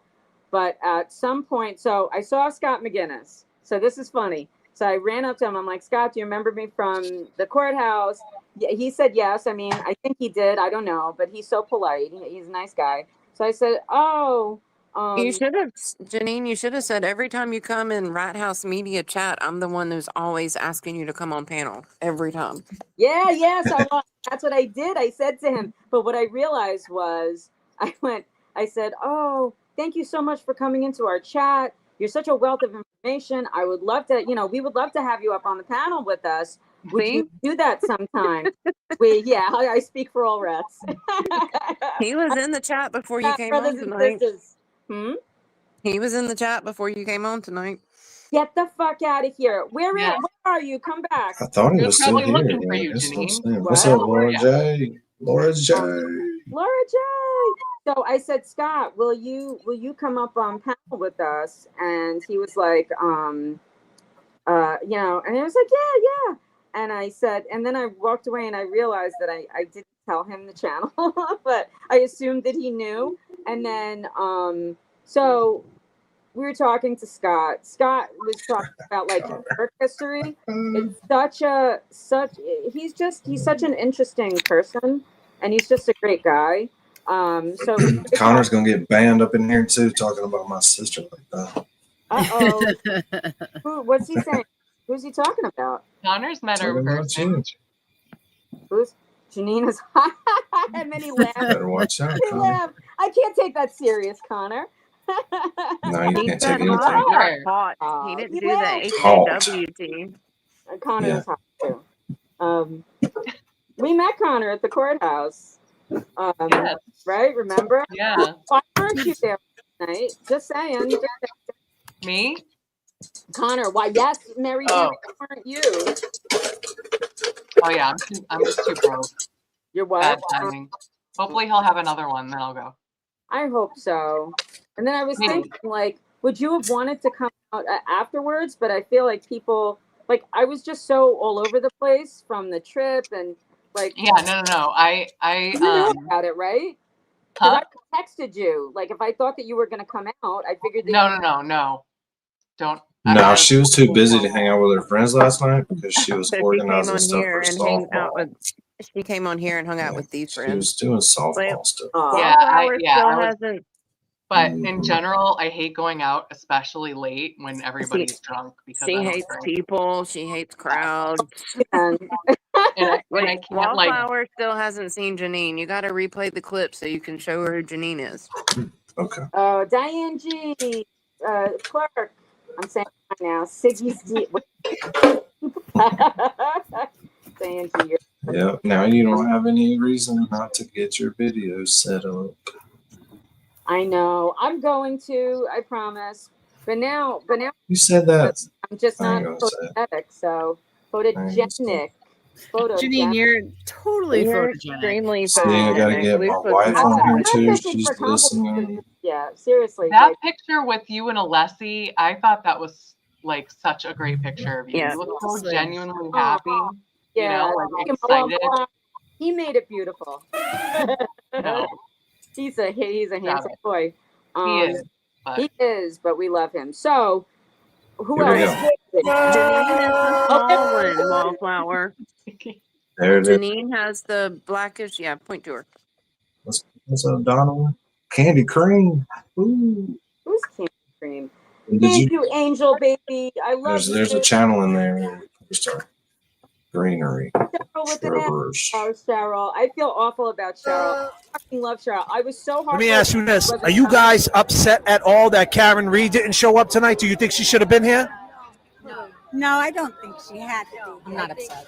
She needs to stay safe. But I'm not upset by it. I think it was smart for her not to go. I think it was smart for her not to be There's here. MJ. Oh, Teebs. beautiful. They're Chat all rats. beautiful. Wait, Chat so I have a rats. question. Round zero chat rats. Lisa's a mama So, rat. In the chat Is sometimes that too. was that Wait, MJ's mama next to you? Yes, beautiful. can you MJ, go back to the end of Pinky, that and picture? Lisa, beautiful. Who's Yes, the Rubicon. person That's behind MJ y'all who far right. started Am I talking? a woman? Janine? Yes, that is MJ. This is MJ. This is Lisa. This is Janine. And this The is picture's Pinky not up Promise. right now. It's not up. you're not Oh my pointing there. God. Well, let's do it again then. Who's MJ, Janine? Are you Lisa, taller than MJ? Is my question. Janine. I Yes, think. she Well, I is. had heels on last And night. there's Pinky right here. So yes, we're the Pinky, same Janine, size. Lisa, Right, That's bye. crazy. I don't see Connor's your favorite, cursor. Who JFK. has the hat on? Oh, I don't think she's with it them. was. But you see what like pandemonium it was, and Yeah. we lost Cheryl during, and Somebody's echoing. Got your TV on? my like how I feel so horrible, and I love Cheryl. I love her, and I would have loved nothing more than to hang out with my Sagittarian rat sister at the All right, Encore. hold on. Lois can't hear because we're all talking at the same time. Let me tell her. This is Pinky Promises. This is Janine right here, Lois. Let me say. This is Lisa, MJ's mom, who hangs out in here. And this is MJ. And this is another, I don't know who that is. Everybody should have had a little stick-on name tag that had their chat names on it. Yeah, the handles, all the different handles. Man, you would have been like, oh my God, oh my God, oh my God. Oh my God. I've been saying that since the courthouse. I said that Yeah. we should do that. I Yes, probably knew everybody. He did. Melanie Little said a lot That of would be people. nice. Melanie Little said a lot of people who introduced themselves did it by their handles. Lolene will be up there one day and she'll get the labeler out and label everybody as they come through the gate. Yeah, I got it. So with Cheryl. So this They just need to get organized, Lolene. That's it. Cheryl is Easy thing to do. to me boots on the ground, like Robin G. And like, where the fuck was Robin G? And Gingy, isn't Gingy local? Where are all my? I was hoping She I is could local. see, like a Yeah, whole Gingy doesn't go out at night, and Robin G was in chat saying she couldn't go last night. Yeah, she had to babysit. She helps take care of her neighbor. Right. She didn't have anybody to watch her neighbor while she was out there. Oh, all right, I gotcha. So as you see, it's pandemonium. And then Sweet Woman says she didn't really want to hang out with y'all, so she stayed at home. That is so that is not not true. That's what She you was still said. recovering from You breaking said her it. I foot. didn't. That is Jesus. 100% Don't kill the not messenger. I should have, Lies. but it was just like everything went so fast, and it was like a mob scene, and I figured that Cheryl was with. I don't even remember having said, "Oh yeah, I'm gonna go get cigarettes or my phone or whatever." I don't even remember that because it was just like it's like a Because whirlwind. you'd had 2 cigarettes.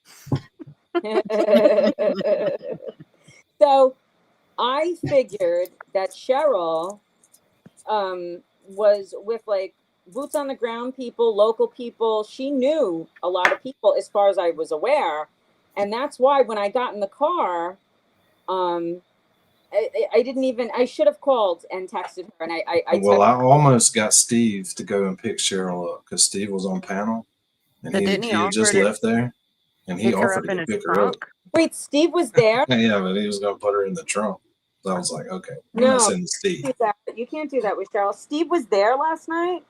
He Yeah, said he was, and then he he came was on there. He was panel. definitely there. Why didn't he come and say hello to me? I guess we Because you're not on camera, you didn't have we your weren't. Wendy Yeah, icon on your face. You'd have been yeah. like, damn, there's Janine. We weren't. But I went on last night after all. Yeah, but I think he was driving home when you were on panel because he came on right after that. Yeah, but why Yeah. didn't he go to the Encore? He rather hang out with us. He did go by there because he goes that way to go home. So Oh, he he lives. was. He said he was sore. He had his hiking. Oh yeah, he was hiking the day before and could barely up walk. in New Hampshire and his legs were Yeah, burning. he left a tampon in too long, is what he said. And he had the TC, whatever it is. He was hurt. Toxic shock. TS. Yes. I don't even know about that. There hasn't been a tampon I mean, that's what he said. Don't. in I'm just decades. telling. They even promote those things anymore. Carrie B. What's up, Carrie B? Carrie Carrie B, were you at the Wilbur last night? She's in Tampa. Well, I guess she wasn't then. Damn. That'd be just a simple no would be fine. Well, I'm reminding you, she's your Florida rat, one of them. So he's gonna have to do a tour down here. There's 2,000 rats now because we are over 2,000 subscribers. But true rats, Danny. Come on, we know Misty and Carrie are our Florida rats. Yeah, for sure. Well, yeah. The Rubicon's our Montana rat. We all rats on the same page. We all Grizzly rats on the bear same rat. page. But now so- back to the Wilbur. You Yes. haven't even made it there yet. So Yes. tell us what happened. Connor asked me if I'll be his prom date. Yes, Connor, I accept. Yep. Are you making a promposal to me? I'm gonna have a stupid sign, and I'll decorate my bed. Hey, Connor asked me to prom. Oh yeah, we can both go, Mary B. It'll be a very There's Lisa. It'll be a very Hey, Mom. That House Media prom. Lisa, we just showed you on Lisa! national television Hooray. to 30 people. Thank you for getting You're Janine famous. to the Just letting you Encore know. safe. Yes, Yeah, I'm just letting you know sorry, you're Lisa. famous. I'm sorry I Son of dragged you Pez. out. Love you. You gotta do autographs now. Hi, Lisa. Beautiful MJ's beautiful mama. Yes. So that was the story with Cheryl. And then by the time we were on, I think we were on stream with you. And then I was like, kind of just going over like the pandemonium outside. And then I was like, oh, what the hell, what the hell happened to Cheryl? Meanwhile, I was the bitch that left her there. And I'm like, oh my God, like I didn't even know that I had done that. So I love you, Cheryl. I'm so sorry. I'll make it up to you. It just sucks. But yeah, so we got to we got there, we walked in, blah, blah, blah. We're hanging out, Bettero, Scott, who else? Just like cool people, meeting cool people, just nice people.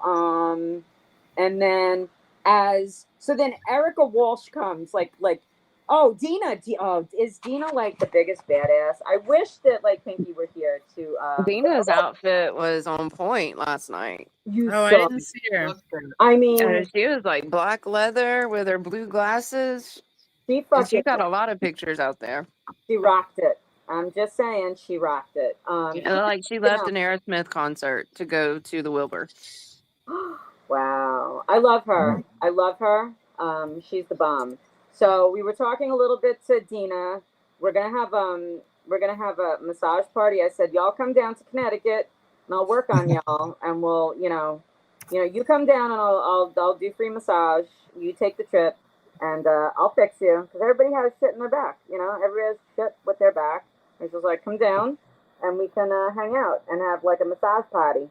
So Pinky is down for that.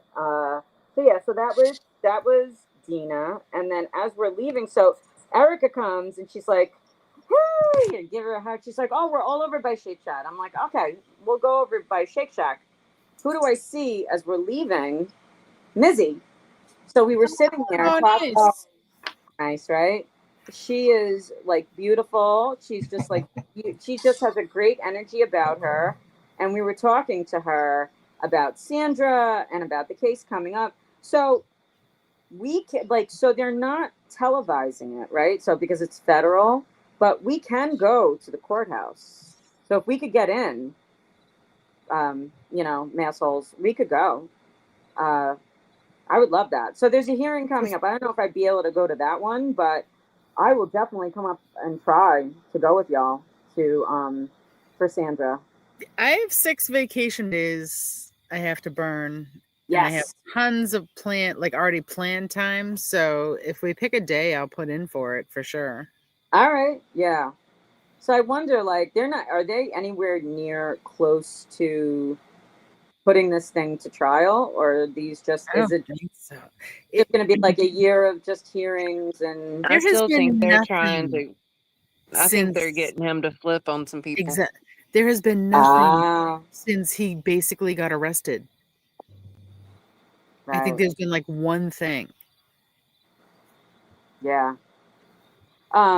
Yeah. So it was. Yeah. So, well, I mean, that's we have time to talk about that, and then T is going to have.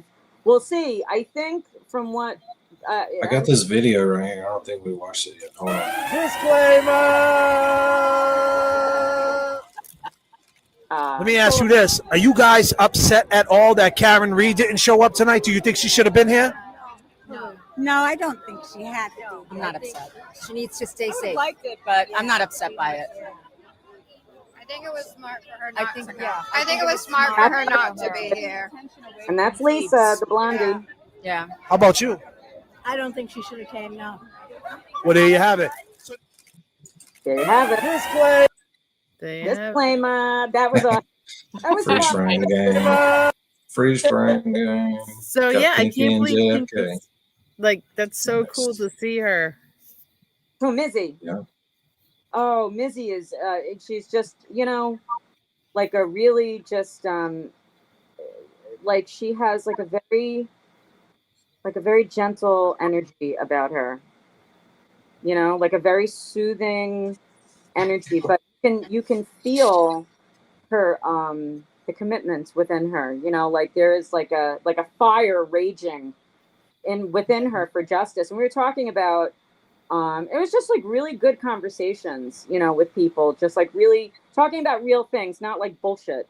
And we were talking about just missing kids and at-risk kids and how these things happen. And, I'm a single widow, and, what I used to do with the kids when they were little. And then once my husband died, how I was like, just worried about shit like that happening to my kids, especially my daughter. And it was just very interesting talking to her. She's so committed, and she's just like a beautiful person, and God bless her. So then that was great. So Mizzy, and I said, I hope I see you at one of, sometime, justice for Sandra. And then we went over by the Shake Shack. And I mean, is that Sandra Birchmore going to go to court? Is that guy going to plead not guilty? Is that what's happening? Loudly. He's got to be making a deal so he doesn't get the death penalty. Like that has to be what it's coming down what I to. would think. Lolly, where's it at? But there might be trials for others. Hearing wise. I don't know. They've only had one hearing, and he didn't even show, was from my understanding. Like, he hasn't been seen since his arrest. Remember that, Laline. So I honestly think that, like they're saying, that if thought he out his brother and boss, then he could possibly get out of the death penalty, but I would have thought it would be happening quicker than this. Didn't they still rule the death certificate as a suicide? I think the official one got changed after Bauden did his analysis, but Norfolk County still has not pursued any charges. All charges are federal still. Yep. Just wondering because we watched her do that speech recently when they were at the standout. It makes no sense. I mean, we saw some of Morrissey's emails, and he's like, "What do y'all know about this?" When the investigation got changed from suicide to homicide, like, why hasn't he stepped out and pressed charges? Yeah. Noodles Petty is my number one rider, but she's been gone all summer with the kids on vacation. So hopefully any day she should be back and be loud. But I have not heard from her. It's almost Christmas. What happened Petty. with Petty? Noodles is asking about Petty. Oh. But we did And get to she's the see one, her and Tori, the one that got me to start doing this stupid stuff. we did get to see some petty pictures last night, though. So Yeah. wait, how's that? Because we got on Jessica Oh, Hyde. we watched the Jessica Hyde pictures again. So I brought up Petty's pictures when she reenacted Jessica Hyde's That testimony. was fun. Those were good times right there. Oh my hilarious. God. The best. She'll be back Aw. one day. She'll be back one day. She will. Oh my God, she will, and with a vengeance. You know our Petty girl. I'm actually like happy for her, honestly, because she was in everybody's chats all day long. I feel like she's got a sense of purpose now and living life. Like, let her go. Have some fun. She'll be back. And the No, kids, come back to us. Fuck that. That's my friend. kids were. I know, right? It's not selfish at all. She don't have to come back and be like on the stream. Well, selfish with you, Danny. She broke her ankle and all kind of shit while we were streaming. So she'll be back. She will. Hopefully. But I mean, I'm not going to force her. I'm not going to go get her. But No, she'll be it back. is time she loses that family and gets back to hanging out. That's all I'm saying. Seriously. What does Rubicon mean? We're tied with TB's stream. Oh, TB's team. Oh, that's the football. Okay. I thought you were talking about stream. I'm like, he's not Oh, on she's tonight. talking about college Yeah. foosball. Yeah. Yeah, I got Noodles it. I Mama, read we're it wrong. pissed about it. It's going to be on this channel one night when I have it out with Bob being gone for 2 months without saying anything. Yes, Because she didn't even say we were about to go on a cruise or some shit like that. She's just fucking gone. Who? Petty. They send me 5 messages a day of hilarious shit to watch. And then all of a sudden, nothing. I know. Roberta Glass. But we're the ones that started the chat rat shit Yeah. because it was a cult where we wear burlap sacks. Yes, that's And right. where everybody has to wear light up Leaders. Skechers. And great Light up Kool-Aid. Skechers. You know why you gotta wear light up Skechers? Because fraternizing in a cult is really the level of fraternizing is high, and we don't have a fucking place to deliver and keep all these babies. That's right. So Too we're much wearing coke. light up Skechers so we can see y'all running around. I mean, the Trying to male to sneak female around. ratio is pretty one-sided. Yeah, so The men just Connor, need to have some line-up shoes on. Connor, you better. You're gonna be hurting, son. Gotta repopulate the country. Ginger, she didn't dump us, I'm telling you. Gingy. I'm telling you. That's right. Yes, we have. Just so you comment, I'm looking through the comment. Yes, we have to meet at the Encore and have a ball. That was so much fucking fun. I would go back there anytime. I loved it. It's such a pretty place. There's so much red light everywhere, and it's not like annoying red light. It's like nice, soothing to the eye, but it's like being in a gigantic arcade.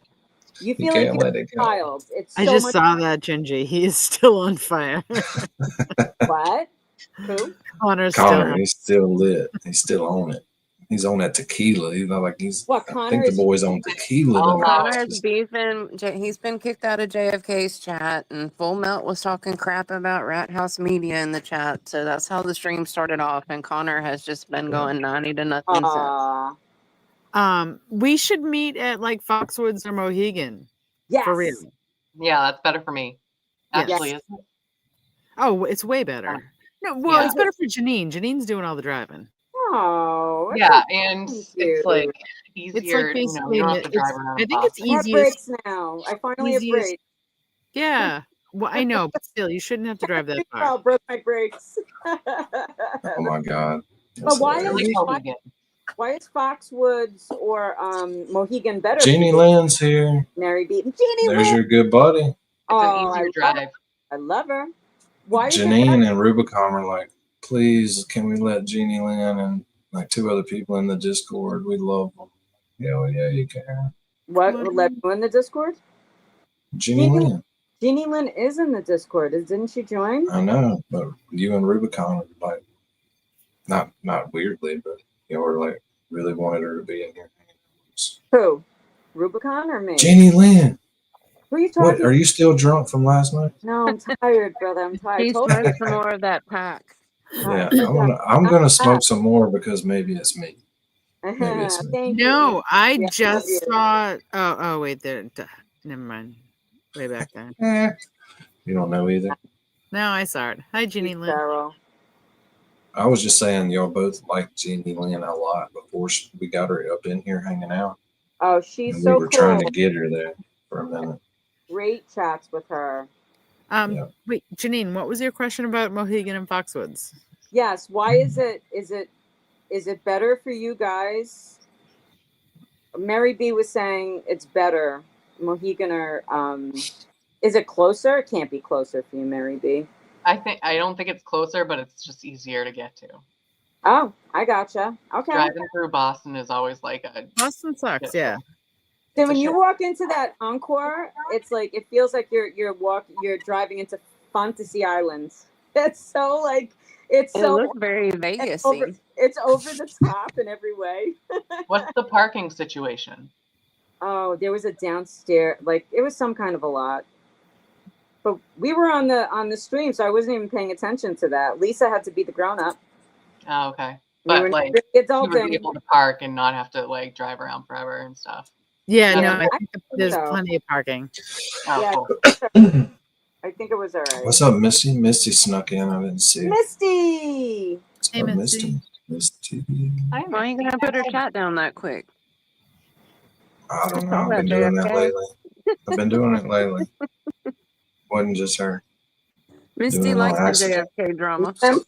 I'm subconsciously quick clicking. That's why I'm doing it. Subconscious. You're looking at this chat. I'm just cracking up. Most of it's Connor. I'm so mad he wasn't there last night. So all right. So let's finish the debrief. The Wilbur Encore debrief.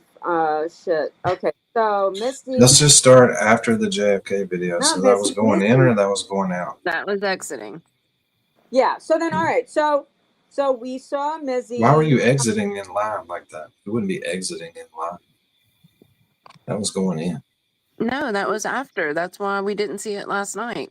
No, we were going in at that point, Lauline. We were going in. Come on, Lolly. You ever stood in line to leave somewhere? Y'all said last night that y'all got interviewed leaving because y'all were asked, were y'all upset Karen Reed didn't show up? Yes. How would y'all know she didn't show up if it wasn't till after the show, Danny?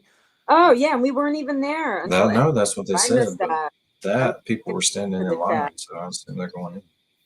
Oh, they said that a Lauline. lot of people left the show last night and were finishing their drinks and stuff in the lobby and standing outside for a long time afterwards. Yeah, like, oh, it was. Oh, so, okay, so who else? Oh, this was fun. So back to the Wilbur. I knew I forgot stuff. So, you already asked me what was the, right? So Was you that made it you or inside somebody and else? you Oh, sat no, down. that was JFK. So JFK did like a whole long interview. After being an hour late. He's probably gonna like slice it up. I don't want to give it away in case he's doing that, but it was cool. Well, this is with a show where you give it away. I'm not doing that. Dick like that. I'm not gonna do that. And fuck his shit up. Well, But about to get kicked off of here then. really, brother. No, So, you want to not hear? really, but I'm trying to force Janine it. was an hour late, so she wasn't there for the JFK pre-show. Because they let everybody get their phones out and shit, like the first 15 minutes and take pictures. MJ sent us some pictures. Yeah. I forgot y'all weren't there then because the Uber driver didn't know how to Uber drive. Whenever you want to say you're sorry, I'll be ready. To who? TikTok.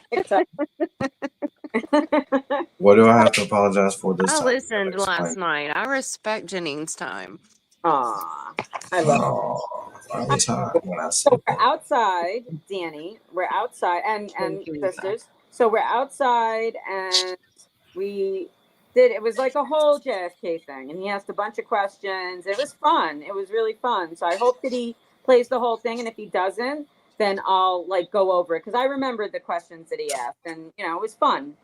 So then after that, we ran into Jen, and I went up to her. I was like, "Can I just tell you, you are like treasure on X. You're hilarious." And she's a nice lady. I follow her on X. She's so funny, and she was really nice. It was nice to meet her.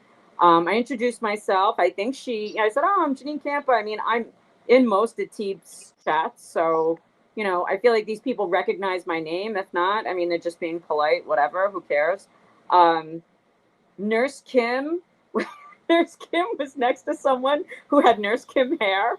So I was like, so everybody's like, ah! So I turn around and I'm like, oh my God. And it's not Nurse Kim. And I was like, oh, hi. I was like, you look just like Nurse Kim. I was like, oh, it's winning. Then I met Uncle Frank. You know Uncle Frank, right? Yes. Jimmy's best friend since middle school. Yes. She is a super sweetheart. She's hysterically funny. And I was like, oh my God, Uncle Frank, da, da, da. I introduced myself. And we were talking about Jimmy and about his TikTok stuff and how he started this whole thing. And, she was just in her feels about how, what a huge night it was for him, how the significance of all of it. And she's a super sweetie. So I said, we have this channel. It's called Rat House Media. We're chat rats, and we'd love for you to stop by and just hang out, not for any other purpose. That's what we do. We hang out, we bullshit. It's fun. And I don't know, maybe she's just nice. I don't think so. I think she seems like a really genuine person. And she's like, yeah, I'll stop by. So that was really cool. She's a sweetie. So I think that was it for the Wilbur. And then at the casino, ran into Erica Walsh. I love her. Love. We love her. And she loves you, Danny. And I know that's your girl. So I was talking to her for a bit. And then everybody just left. And then it was just Pinky and me. And then that's when the fun began. And Luke. Don't forget about Luke. We had not met Luke yet. So Luke was on the balcony. But Luke's a party guy, so it is what it is, I don't really like Luke already. I'm feeling like strong father vibes coming off. How did what time did you meet Luke? It. Was it 4 a.m? It was, yeah. I was. So it was after everybody left. It was 3-ish. It was maybe we hung out from 3:30 to 4:30. What's up, Jason Smith? Joseph Smith. Oh, Jason Smith. Hey, Jason Smith. I gotta show Jason Smith something. It sounded like Erica really ran the show last night as far as coordinating stuff too. That's pretty cool. Oh, she's the bomb. I love her. She's the greatest. She's beautiful. Check out the Kasi G chat rat. I just want to pinch T-Rex arms. Pinch his widow cheek. Hey, Laura. T-Rex arms. She's got some law books. Lisa, I miss you already. How to ratify. Still here. She's probably like, bitch, you made me tired today. I had to wake up this morning. And then somebody else. Oh, Joe Biffle got another. Okay, so what else? I'm trying to think. If anything else comes up, I will. But it was a great night. I had so much fun with Pinky. Pinky is a riot. Have we gotten to Encore yet? What's that? Nope. I said, have we gotten to Encore yet? No, we started at Encore when she was in the elevator with JFK. No, she said nothing really happened. Yeah, it was just chit chat. It was really. And then fun. she met Betterow, and then she met Luke. We've gone through the Encore. We went through. Oh, I thought that was all at the Wilbur. No. She touched tips with Betterow and phones for 30 minutes. Tell us about the Uber drive from the beginning. Oh. What are you saying that as a joke? No, I want to know about the Uber drive. You really want to know? Okay, so Pinky called for the Uber. We get in the Uber, and we're still like getting acquainted. And we're talking kids and this and that and the show and da-da-da. And it's really only supposed to be a few minutes away. And then we're engrossed in our conversation. And then I glanced over at the GPS and I see 60 minutes and like 60 miles, some shit like that. And I was like, and I said, did we miss a turn? And he said this poor guy must have been like so scared to say anything to us. So he said, "Oh, I'm so sorry. I don't know what he said. I missed the exit, or I made a wrong turn. I'm not familiar with this area." And he was like, "I'm so sorry. I'm so sorry." Like he must have apologized for like 30 minutes. We're like, "No, it's okay. It happens. It's fine. You know, it is what it is." I mean, we were bummed. Like, I was really bummed. I mean, Pinky was kind of like, "Oh, well, whatever." And I was like, like, I didn't know who I was missing. It would have been nice, but... if he wouldn't apologize for 30 minutes, I'd only been 30 minutes late. Yeah, no, but he was driving at the same time. So, yeah, so that made us an hour late. And then, of course, we got in. We needed to use the facilities, get up to our seats. And I mean, the show was, I think we talked a little bit about it last night on stream, but you know, what I saw, I guess I saw like maybe like an hour and a half. If it were, you know, I think it was like probably slightly over 2 hours. You know, the roast was fun. He did something with Nurse Kim. We missed that completely. Like, we heard her. That was where they were going over the disrespectful or bad tweets from AKR people. But as I think I said, Emily C. It may have been to JFK or it may have been to you guys. I don't know. But for me, the best part of the entire show was when they did the sing along. I think I did mention this because we were talking about like the bullshit music. The Norfolk girls. Yeah. Melanie played some of that from backstage tonight during her show. Yeah, and the best part was when Tibbitz did his part. Freestyling. Yeah. Oh, it was the best.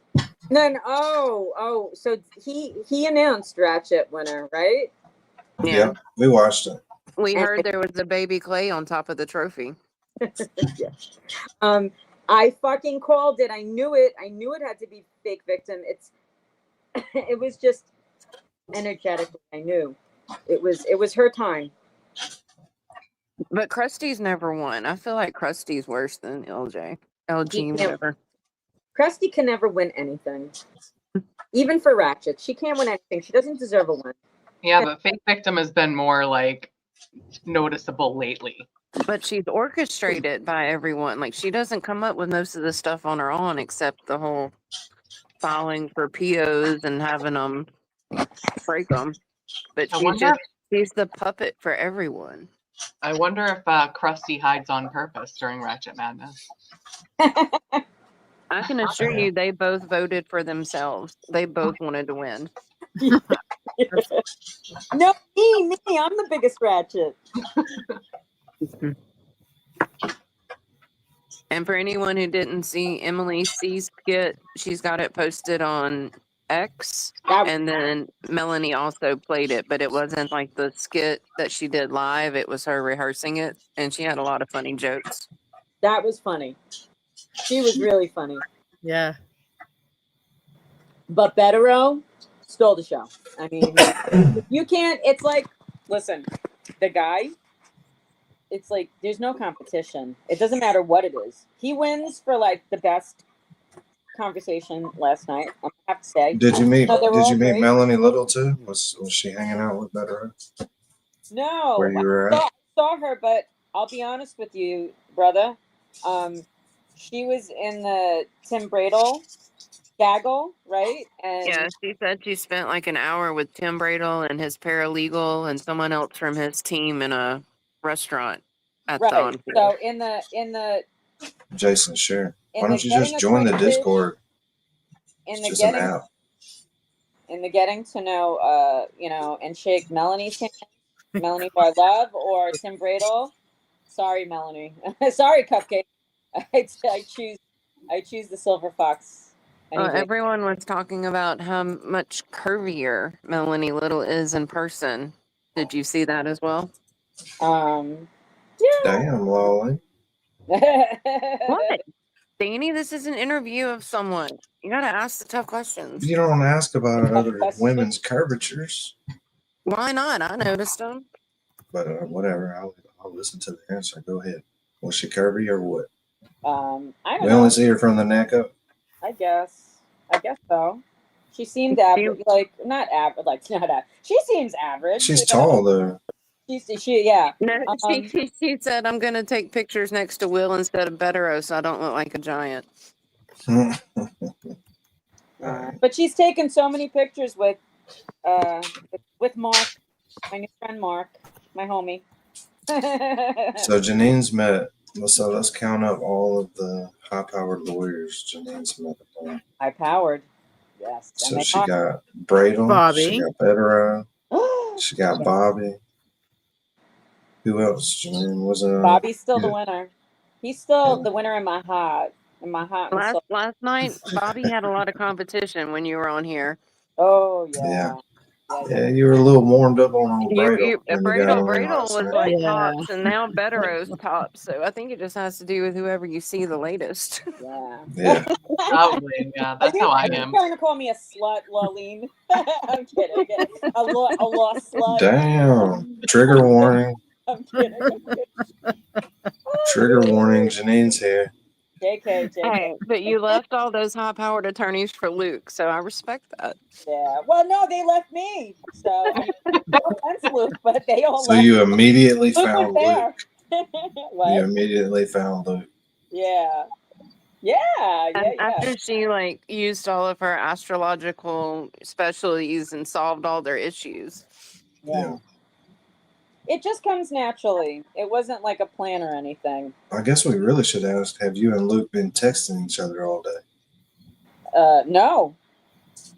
Have you talked to him at all? No. No, but It was a quick response, I believe. No, I didn't really expect to. But you were about 1 second away. I was busy with my sweet woman. Yes. In the like as far as lunches go, like our lunch was a tortoise and not a hare. It was great. It was the best. I should have called Mary B. I when we were leaving, Pinky had to leave. We were gonna have breakfast, and then I was like, "Oh, sweet woman, do you want to come meet us?" And then I took so fucking long because I was like crawling. So how much did you end up drinking, Janine? Oh, Laleen, do you want to know how much got this girl like drunk? You said a smell was going to do it, but it sounds like it was way more than that once you got into the cosmopolitan. Hi, Casey. So I would say I was tipsy after the Blue Moon, the one, and then I was on my way to being drunk. I was drunk with the Cosmopolitan, but not like. So where did you get the Blue Moon from if they didn't serve them at Encore? What's that? Where did you get the Blue Moon from if they didn't serve them at Encore? No, they did. Hey, Blue Eyes. Hi, Blue Eyes. How What's are you? Great to see you. What's up? So one of the bars had Blue Moon, and I said, "Do you have Blue Moon in a bottle?" And it always happens. So like, no, we have draft. But he gave me a nice hunk of orange, and I squeezed that sucker right in, and I made it a nice girly beer, and it was delicious. It was so good. I can't even remember the last time I had my Blue Moon with a generous hunk of orange. And then, I took a while for me to drink that because I was talking so goddamn much. And then I had so much fun. I mean, I was just having such a blast. And then it was just such a great night. It was like really just a vibe. And then we got the Cosmopolitan. Cosmopolitan totally pushed me over the edge. And then for some reason, I went for a third, and the third like did me in. So then when we got back to the hotel and we I put my jammies and my sleep mask and my special pillow and took my magnesium. Pinky had the stream on. All I could hear was Danny. Danny's voice is like a lullaby. It's like, and then Yes. I woke up at like, Got that effect. I woke up at like 9 and I took the remote. I was like, shut the fuck up, Danny. I shut you up. I'm sorry, brother, but I do love you. But I couldn't take it anymore. I was like, how fucking long were you guys on stream?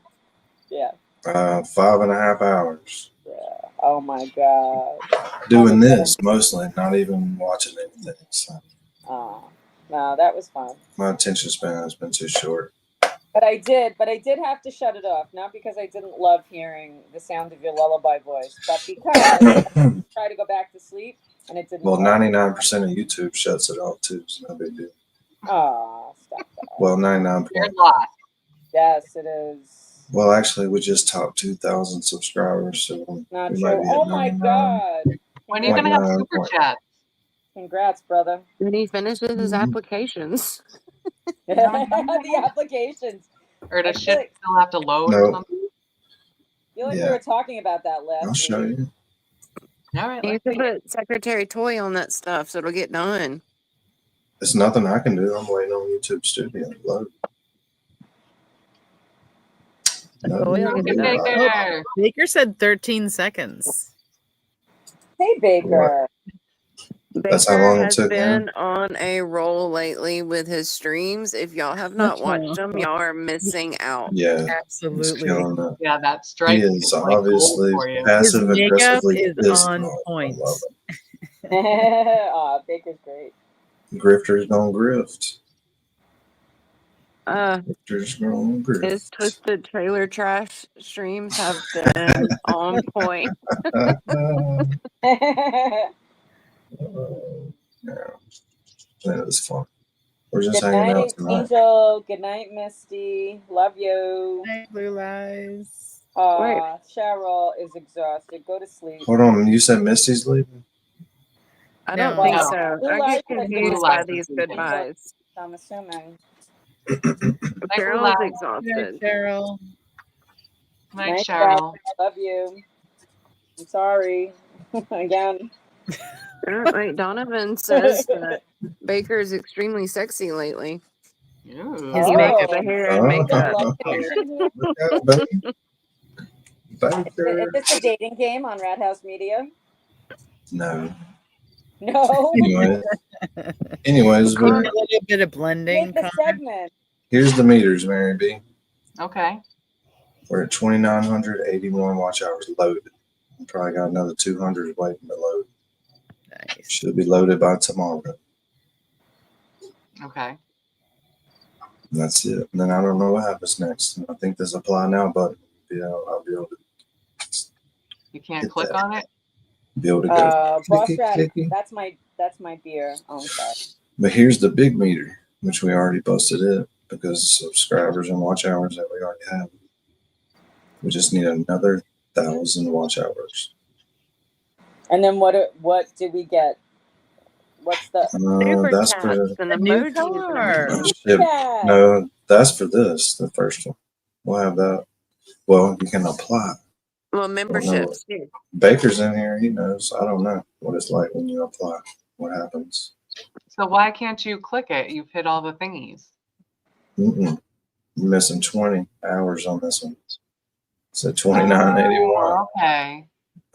So lingering those on. haven't loaded, right? Right. There's Okay. 2 live streams that haven't loaded. So Cool. Very exciting. Just waiting for that button to light up. that's what I said. As soon as that button, I think when that hits tomorrow morning, That will load, and I'll be able to click this one. So what is the evolution of the application? Is it a complicated application? No, I think I just click that button, Maybe we could do it as a group. Can we help and you? then they Yeah. Do you need references? you can't do it as a group because it's going to take a month. I mean, like, can we give you moral support? The channel will be under Write, like a letter. the channel will be under review for a month. Oh. So we gotta behave. We can't. No, I don't know what that means. AI is going to go over the channel, and a human's going to go over it. Check the content. Make sure it follows the guidelines. We have nothing on here, but a couple of small claims that don't affect anything. Copyright stuff. Oh yeah, Janine, did you see Richie last night? Yeah, so this is funny. MJ and I met in between. There was like an intermission. So I called her and then I turn around, I see Cheryl. And Cheryl's like sipping her drink. And I'm like, Cheryl! And I'm like, trying to get a hold of MJ. And MJ came down. I met her in the stairwell. And then we were like, oh, for some reason we went down into like the lobby and we saw microdots. So we yelled at him. We're like, microdots. So I was like, all right, 1, 2, 3. Microdots. And we're like, fuck it. He can hear us. We're not, we don't have time. She has to get back up because she was in the balcony and we were in mezzanine. So it would have been nice to have met microdots. I wish that I had because I just would like to shake his hand and thank him for his kind remarks and, for, saying nice things about the channel, but just for his brilliant work. I mean, what is he talking about? What is Connor talking about? Copyrighted. Yeah, luckily no one listens to Connor, so nothing happened. You could have done it just now. It would have been nice to have met microdots. I'm trying to think, is there anybody else? Yeah, no, that's it.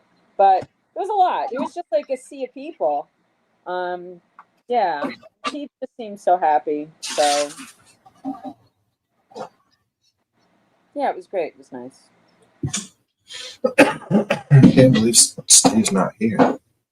Steve. Yeah, that sucks. It would have been nice if could have met up with more rats. But yeah, there were a lot of people. Yeah, we don't want that, Baker. The only thing we want, we're obsessed with getting them down membership emojis. And I know that's not a lot of money. You get a little emoji.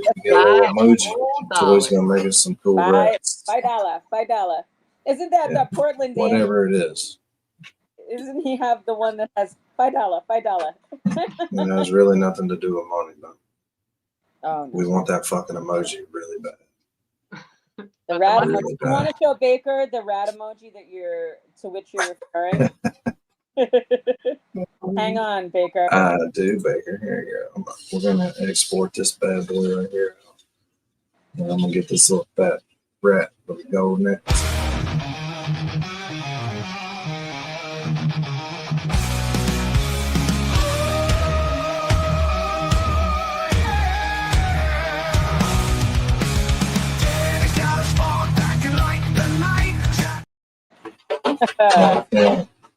Fire. We're gonna get him out of that video somehow. But I think that's a stop. Free rat daddy. Oh, you can't smoke on the camera? What? What, sweet woman? No, that was me. Oh, Mary B. I did that. I confused Mary B. I confused Sweet Woman with Lolene. I'm sorry. It's still so funny to me. Yeah, I figured out how to start turning my camera off. We're all starting to sound like each other. You know how like siblings sound like each other? Yeah, right.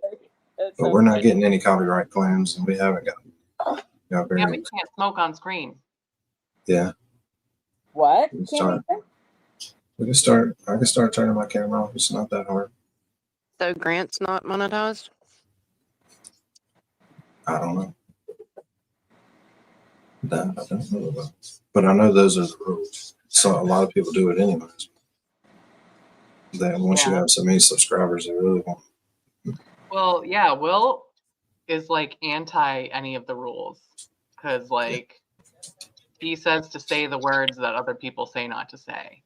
Right. Yeah, and I know how. I'm for that, but it's not my We're not mouth, going to be Annie, pushing the envelope.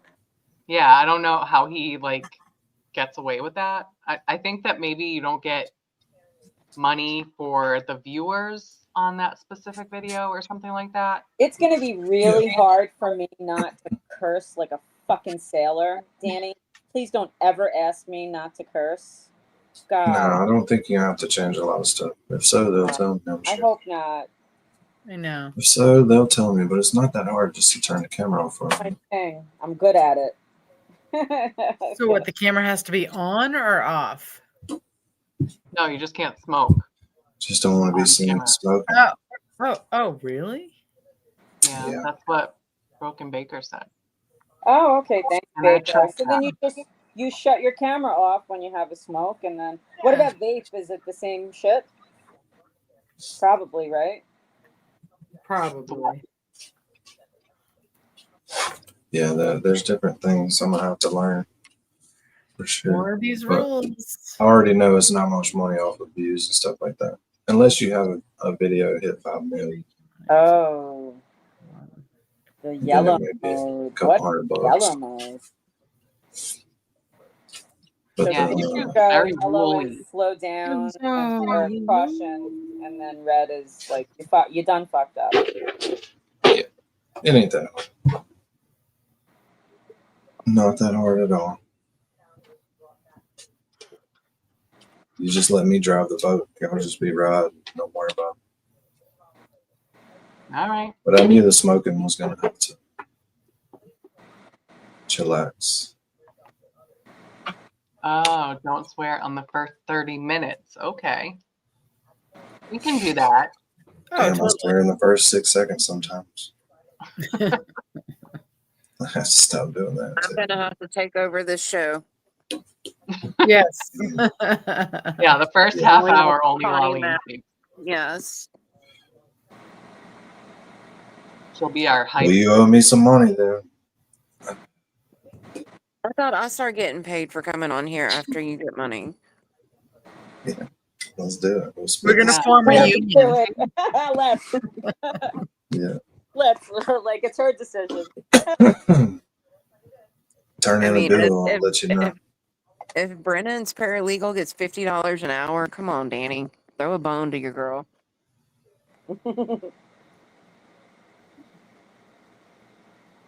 Oh, cool. So swearing is fine. Yay. 1,000 views, $5. Yeah, I'll pitch in those $5 so we can swear. For real. I wonder what it would have been. Reverse swear jar. reverse swear jar. We're collecting so that we can cuss. Yeah. Listen, Sweet woman. I wonder what the views are on shorts. The pay rate is on shorts. Yeah, That that's your real bread and butter over there. I'm pushing 4.3 million on the one. Get the fuck out of that fucking thing. Oh my god. Can we play it? Can we play it like every stream? 4.3 million views right now. Just not with the music. Not with the music? Play it No. with music, though. You ain't gonna get no view from me. I mean, it won't count as a view from me. I'm saying. Wallflower, Janine didn't meet Will the Glare. That's what I couldn't understand. Is she met all the short people, but not the tall people. All right, we're gonna watch it again. There's a bunch more negative comments too. So, yeah, let's read some comments. We're gonna let them build up. Yeah, it's like me tweet. Yes. What does that say? 10 million views for money on shorts. You're almost there. I'm almost there. I can't play the music. I can show you the video. You're not supposed to do that. That's the dumbest way to ever cut something. Why don't you just buy the right size? What's wrong with you? Look how laser sharp that cut is now. Look at that. Just fucking. Better way to do that is blah, blah, blah. That's Oh, 1 million. Oh, look at that. 1 million what? 1 million, you get money. Shorts. Nice. Nice. If Joe's only suing you for $286, it might be best to just pay him off. No, he said 4 counts at 286. He's got 4 dumb employees. Or does he I don't mean know what they would have been Over cut. 1,000. Do not try that at home, but you're not ever going to be able to find that tool, so it doesn't matter. You probably find it online though. No doubt about that. Find it. Crazy death saw is what you call it. Where is MJ? She's like asleep. Yeah, man. Probably is. I was working today. I didn't. She had a rough day too before all that, so I feel like she's probably recovering. Yeah, luckily Baker, I'm honestly not worried about money off video views and all that. We just I'm want worried that about damn this money. emoji. We need the He emoji. just wants the rat. Joe Free the Biffle, rat. what's up? There he is. Every time we say his name, he pops up. That means his ass is lurking the whole time. Like, oh, I have something to say about this. I'll pop. Yeah, he does. He said that he was going to sue me for $285. It's not enough to go to small claims court. Actually, anything under 5,000 or 10,000 is enough for small claims. But you spend more in filing fees. Exactly, Baker. It's all about the fun. Yeah. And to buy him weed also, Gingy. Watch it again, Joe. Do not try this at home. Hell, the saw weighs like 18 pounds. That's some skill. Sing some Jackal, Danny. Coming up under that hardware, yeah, that is definitely some skill. But the hardware, Danny, he could have if he had hit it, it would have bounced back. What do you right? mean he? That's me. Oh, you? Oh, Jesus Yes, Christ. that's me. Idiot I'm the only that fucking was person you that doing could do it. that. Number I thought one, you I'm the were only person recording. stupid enough to do it, but I'm also I the don't- only person. I don't who's think run you've that ever saw. revealed that. I thought you were the Yeah, one that's me. videoing. No, he said Yeah, it. I thought you were videoing, Danny. No, he said it because everyone was talking shit in his comments, and he's like, "No, I know what I'm doing." Blah blah blah. You know, like I'm doing. Fuck you. Master multitasker. Yeah. I can cut brick and everything. You use Okay, that. You can change this blade over to a masonry blade and undercut all the brick walls and knock that out so that the wood slides up under it and looks like it's You don't use a water saw? perfect. No, Do you do that for when you're cutting that's tile and marble and stuff tile? like Yeah, that. yeah. I don't do tile because I don't like my hands being wet, but I know how to do it because it's simple. Dangerous, right? For what reason? Why? Tile, it's not dangerous at all. No, why don't you like your hands being wet? Yeah, because the water salt and stuff like that, you're constantly mixing something. Water does what? Sorry, couldn't hear you. All the saws do, they have this water saw to cut tile. And then when you mix thin set and anything like concrete, it's powder and it dries your hands and skin out because it's trying to get moisture from wherever it can. Right. So your Gonna hands buy are some of that constantly working wet and constantly dried out. It sucks in the winter, sucks in the summer. Yeah. But nobody else is crazy enough to do that right there. The bottom is the easy part. Yeah. The top, being Hey, upside Mike, guess down. what? You don't have to stay, my friend. Just so you What? know. Mike Don't asked. actually Who? Oh, sorry, More Mike. AJ. We're supposed to be entertaining him. We already watched Mike, that. Mike S is here, another guy. Mike S. No. I can't think of anything less interesting. Well, Yeah, we're we were enthralled, just sitting Mike. here chilling. Very much. But we do Yeah, got the mic. We do You're got welcome. We have 3 AJ videos ready, but this is fun for us. That was so much fun. And Well, we can watch a few minutes of this. can I just please get my question out? So, Do it. if you, now that we know that you are the sawer, if you had hit the hardware and there's bounce back, isn't that terribly dangerous? Yes. Oh yeah, you could have chipped a blade out of the saw. But wouldn't it like Hurt your bounce face off off. and like Hit me lay right back? in the face. Jesus That's Christ. why most of his comments are saying he shouldn't be doing that. That's why I did it. Jugular. Oh my God, he's a magician, but you just have to be It was careful, bro. dangerous. He is the It rat was daddy. He can do it all. I know. Just be careful. Fucking badass, Danny. Fucking badass. Yeah. I'm a member of BAM. Badass motherfucker. There you go. I've got several such You know what? examples in my office. Doctor, all I'm asking about is the one example that you gave yesterday with Mr. Plord. The one that you were talking about was, the one that you were describing was videotaped in a police station where a person pulled out a gun and shot himself, correct? That is one such example. Okay, where did that person shoot himself? In the head, in the right temple. You're pointing to the right temple when you said it, correct? Yes. Okay, he didn't shoot himself in the back of the neck, for instance, and transect his spine. In that case, that was No, he did not shoot himself there. Okay. He shot himself in the right temple and was brain dead instantaneously. And there was no suggestion that his spine was transected. Like no, his spine was not involved. Okay, but Lana Clarkson's spine was involved in this case. Yeah, but she was just a brain dead. Two different wounds. She had a shot in the mouth and was brain dead, and he had a shot in the temple and she was brain dead. And her spine was transected and his was not.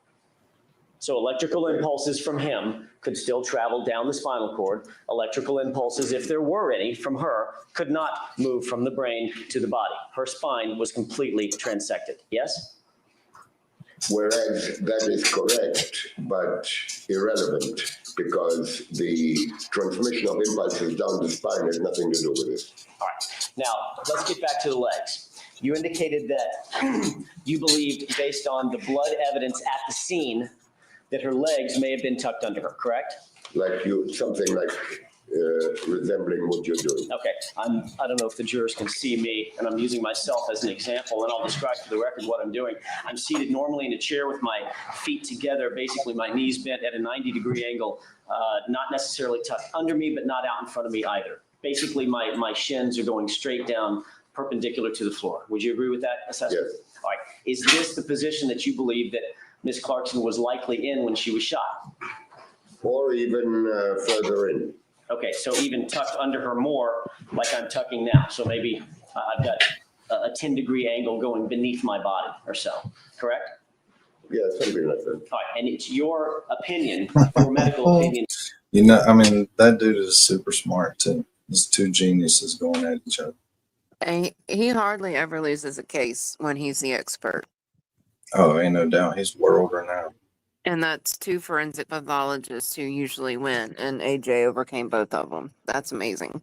That's because AJ don't kill. If she was in this position here that I'm in right now, after she was shot, that her legs shot out from in front of her and she scooted down the chair, correct? Yes. All right.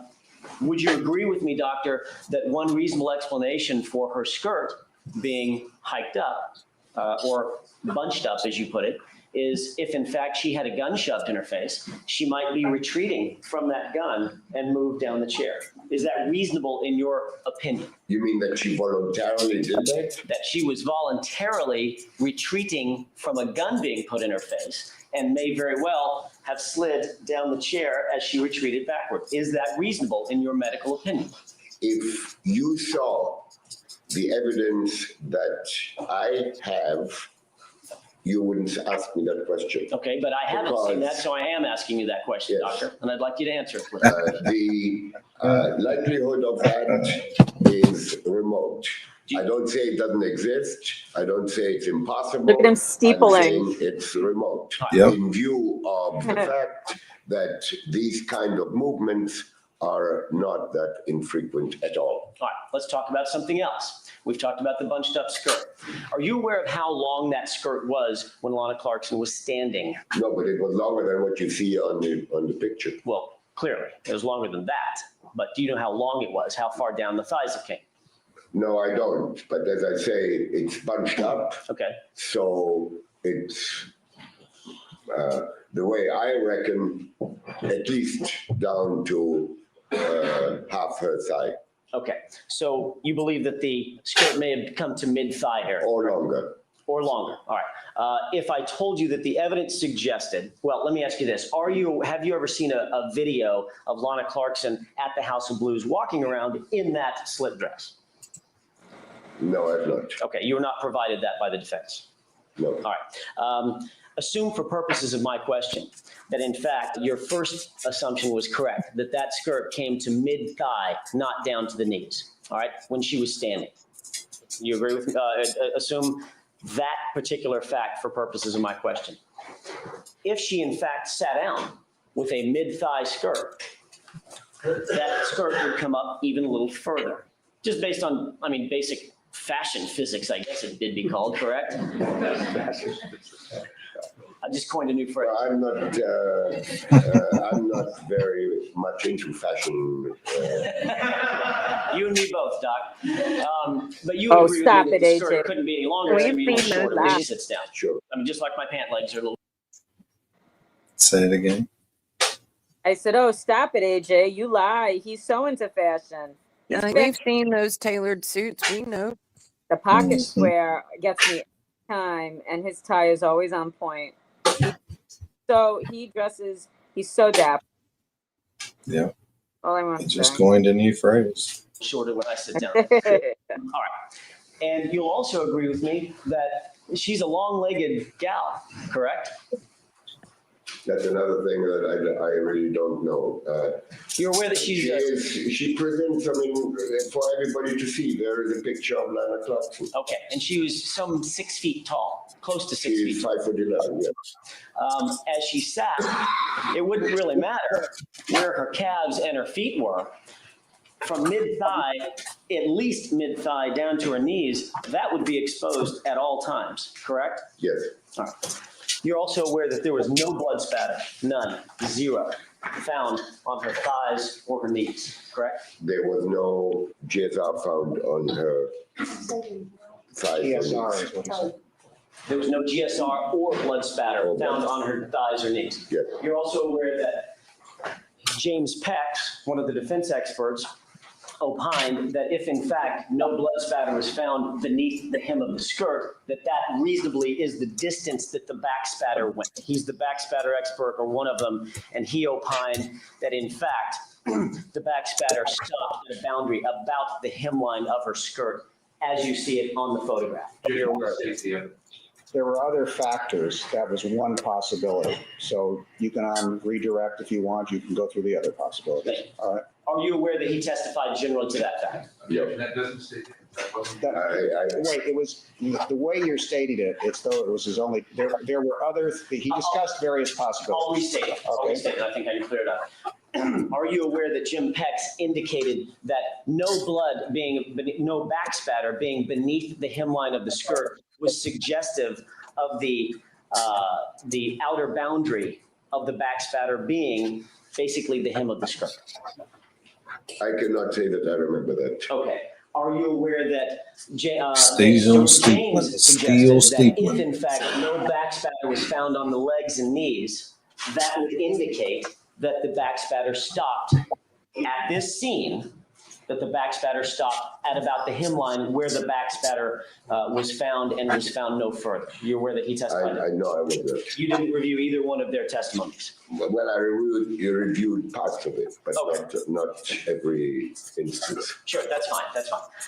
Assume for my question that in fact the spatter stopped at the hemline of her dress and nothing was found on her hose, on her legs, on her knees, nothing was found on her shins or on her shoes. I understand. Given that fact, it wouldn't matter where her shins and shoes were for purposes of the blood if in fact her knees and legs, the top of her thighs, were still exposed to the gunshot, correct?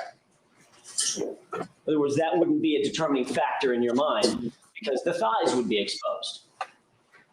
Well, it's not a determining factor, other than that it's another link in the chain of thoughts as to her slipping down on the seat with her skirt bunched up. I don't go for this idea that this indicates that she protected herself and that this was a defensive position that she had on the chair.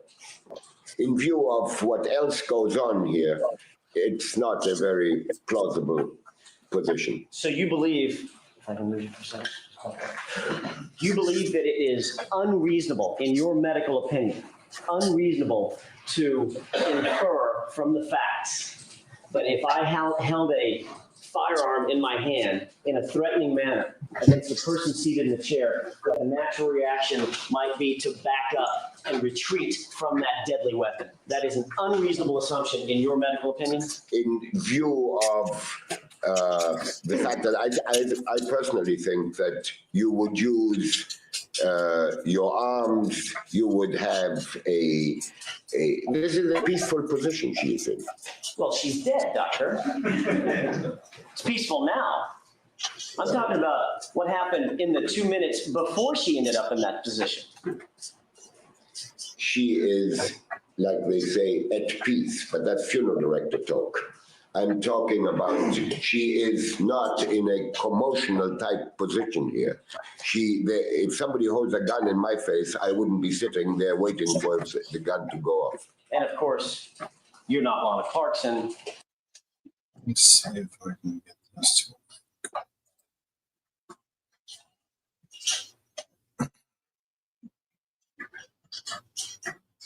you have to send it in a different form.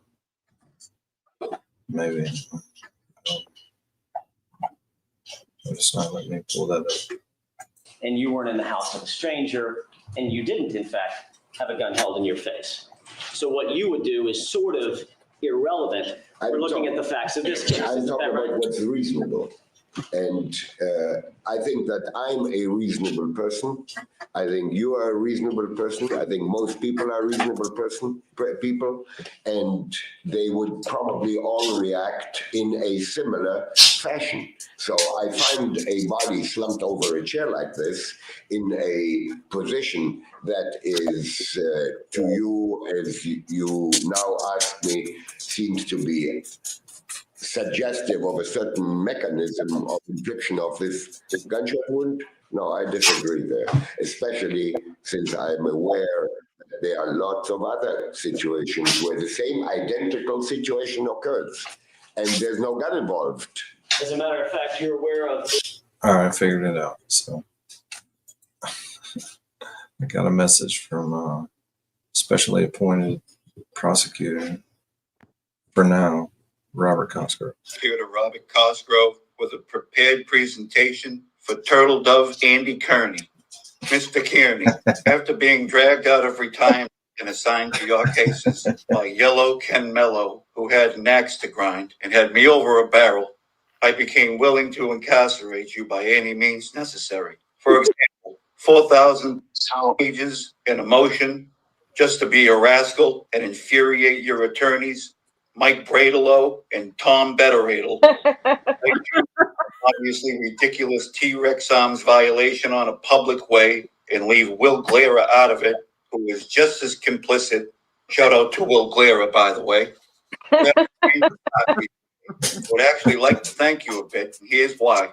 On your presentation recently, you apparently engaged with Miss Gattoni in an upside-down double reverse hucklebuck, which made her so dopey, she subsequently made a decision to sue me, among others. Dopey. By doing so, created her own conflict of interest. Oh, hey. What's up? Oh my God. Oh my God. The man, the myth, the legend. What's up, Larry? Oh my God, I've been waiting What's for this day. We were gonna go live tonight. But I guess you did. Welcome to Rat House Media. Welcome this to is the the- Rat House, Frat House. Whatever that is. Right. We it, brother. Yeah, this is it. This is all it is. This is all it is. This is everything. It's I guess you heard the shout out from Kasi. He just shouted you out on Which will a pre-recorded undoubtedly see thing. me released of my duties in your case.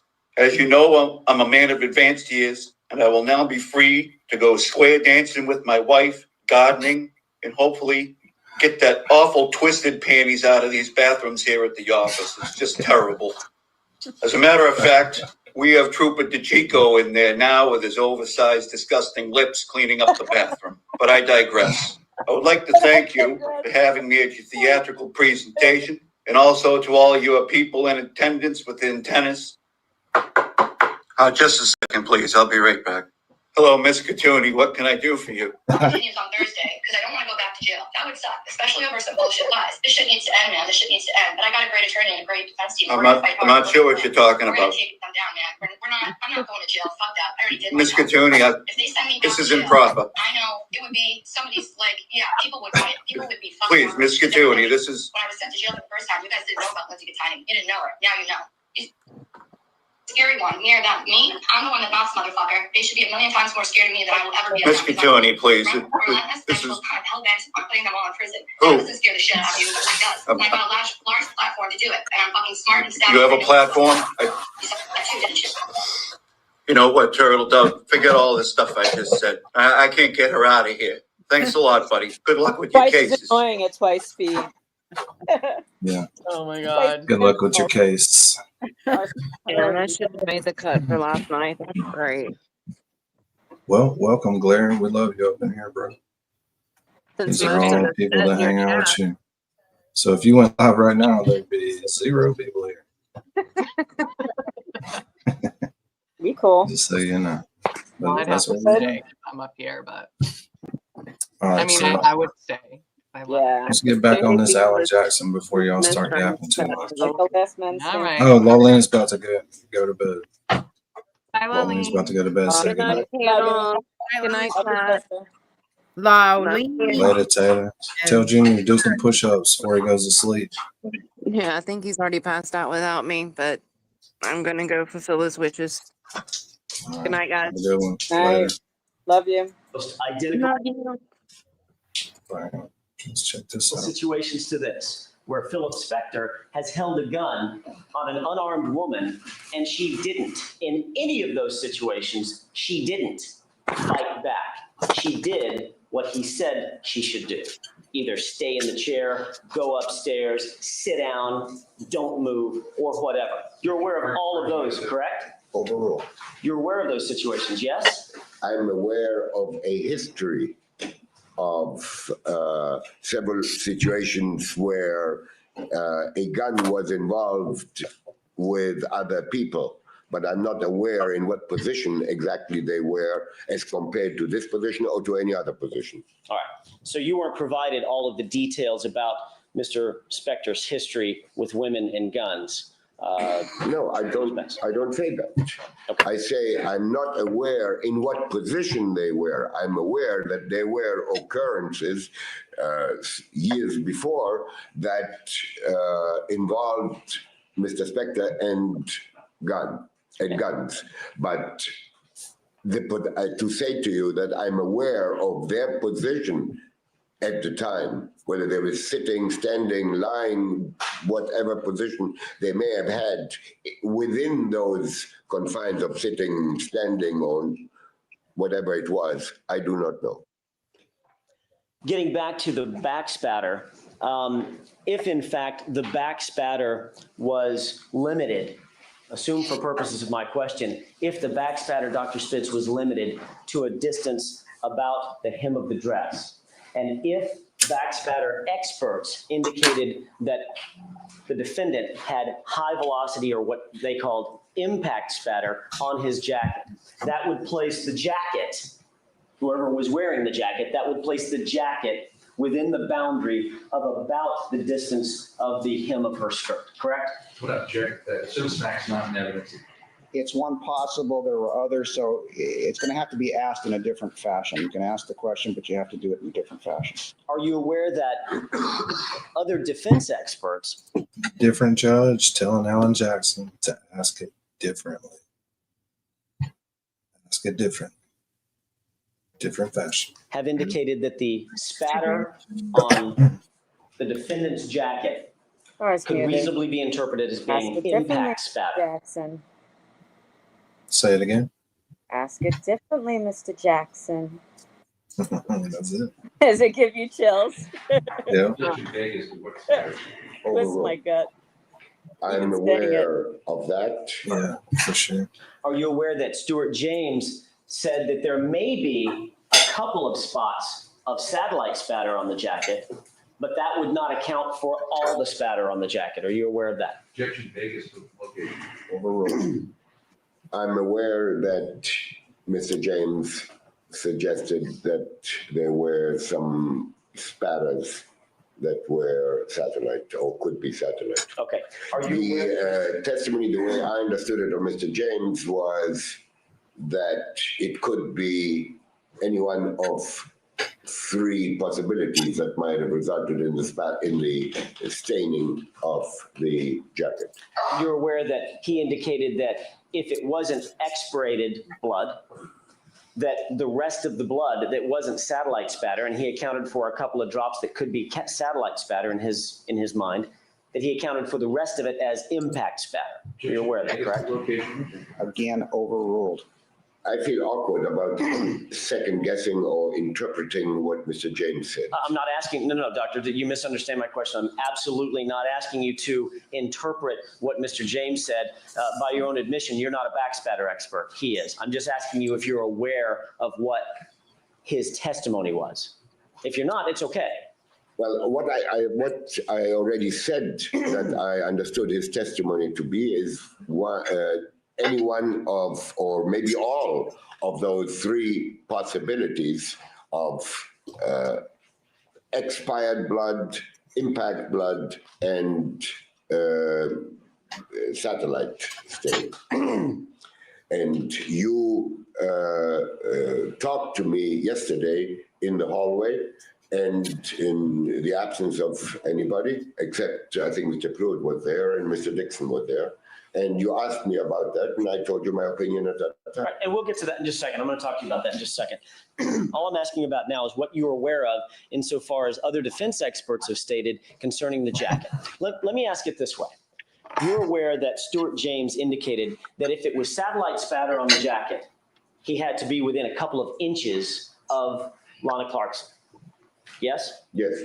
You're aware that he indicated that he would leave it to pathologists to determine, but he had no indication that this was expirated blood. And pathology is not his expertise, spatter is not your expertise, so we'll leave it at that. You're aware that he's basically— Well, you've got one sitting right here. You're misunderstanding my question. I'm asking you some foundational questions, doctor. You're aware that he said that he was unaware of any expirated blood, and he was not accounting for the back spatter on the jacket as being expirated blood, to his knowledge. Objection, that misstates his statement. What's in the statement?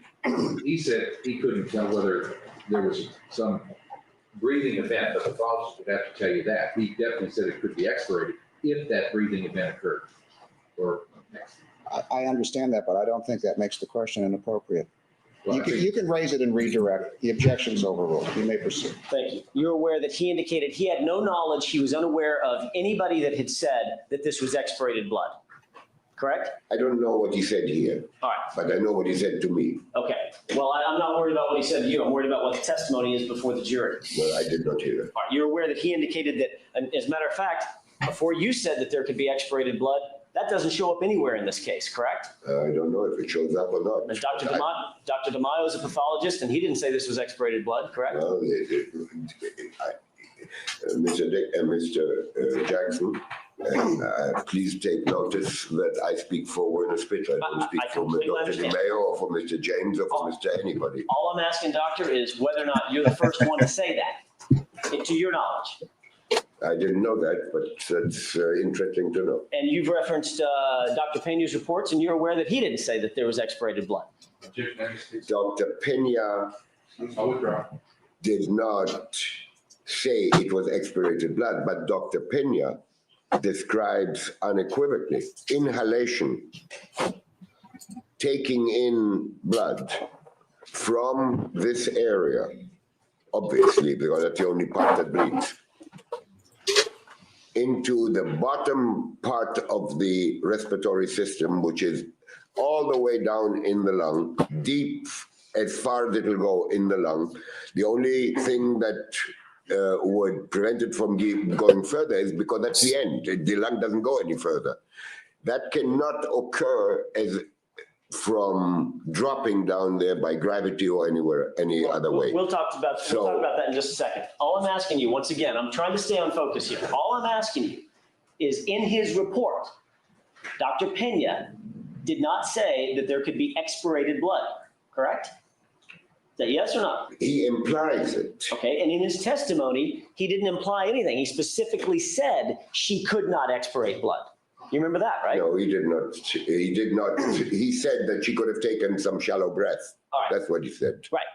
And she could not breathe out, correct? But if you take shallow breath, you need to breathe out in order to breathe in. There's not an indeterminable amount of or unlimited amount of space in the lung. If you breathe out, you have to breathe. If you breathe in, you have to breathe out. Dr. Spitz, I promise you I'm not arguing with you. We're going to be here a long time. I'm trying to tell you what is possible and what is not possible. All right, if you could just answer my question, Dr. Spitz, we can cut this a lot shorter.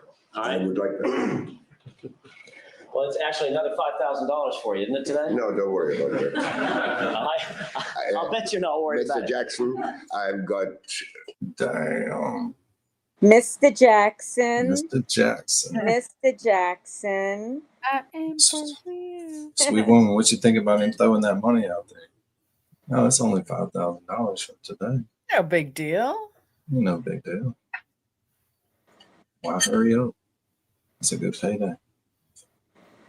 But he ain't taking no shit. Neither one of them are. And the judge just letting it go. That's what I like. Just let it go a little bit. Else, they already said it. Yeah, let him fight. Yeah, let him get at it. I like it. We can watch some of that court chop put out some Kevin Spacey. Hearing. Oh, Larlene isn't here. Yes, it's just a hearing. It's not. Damn. I Oh, don't okay. know it. But it is still Alan Jackson, so we can watch some of that too. Before we go. Oh, love me some Jackson. You know what we have to do, Danny?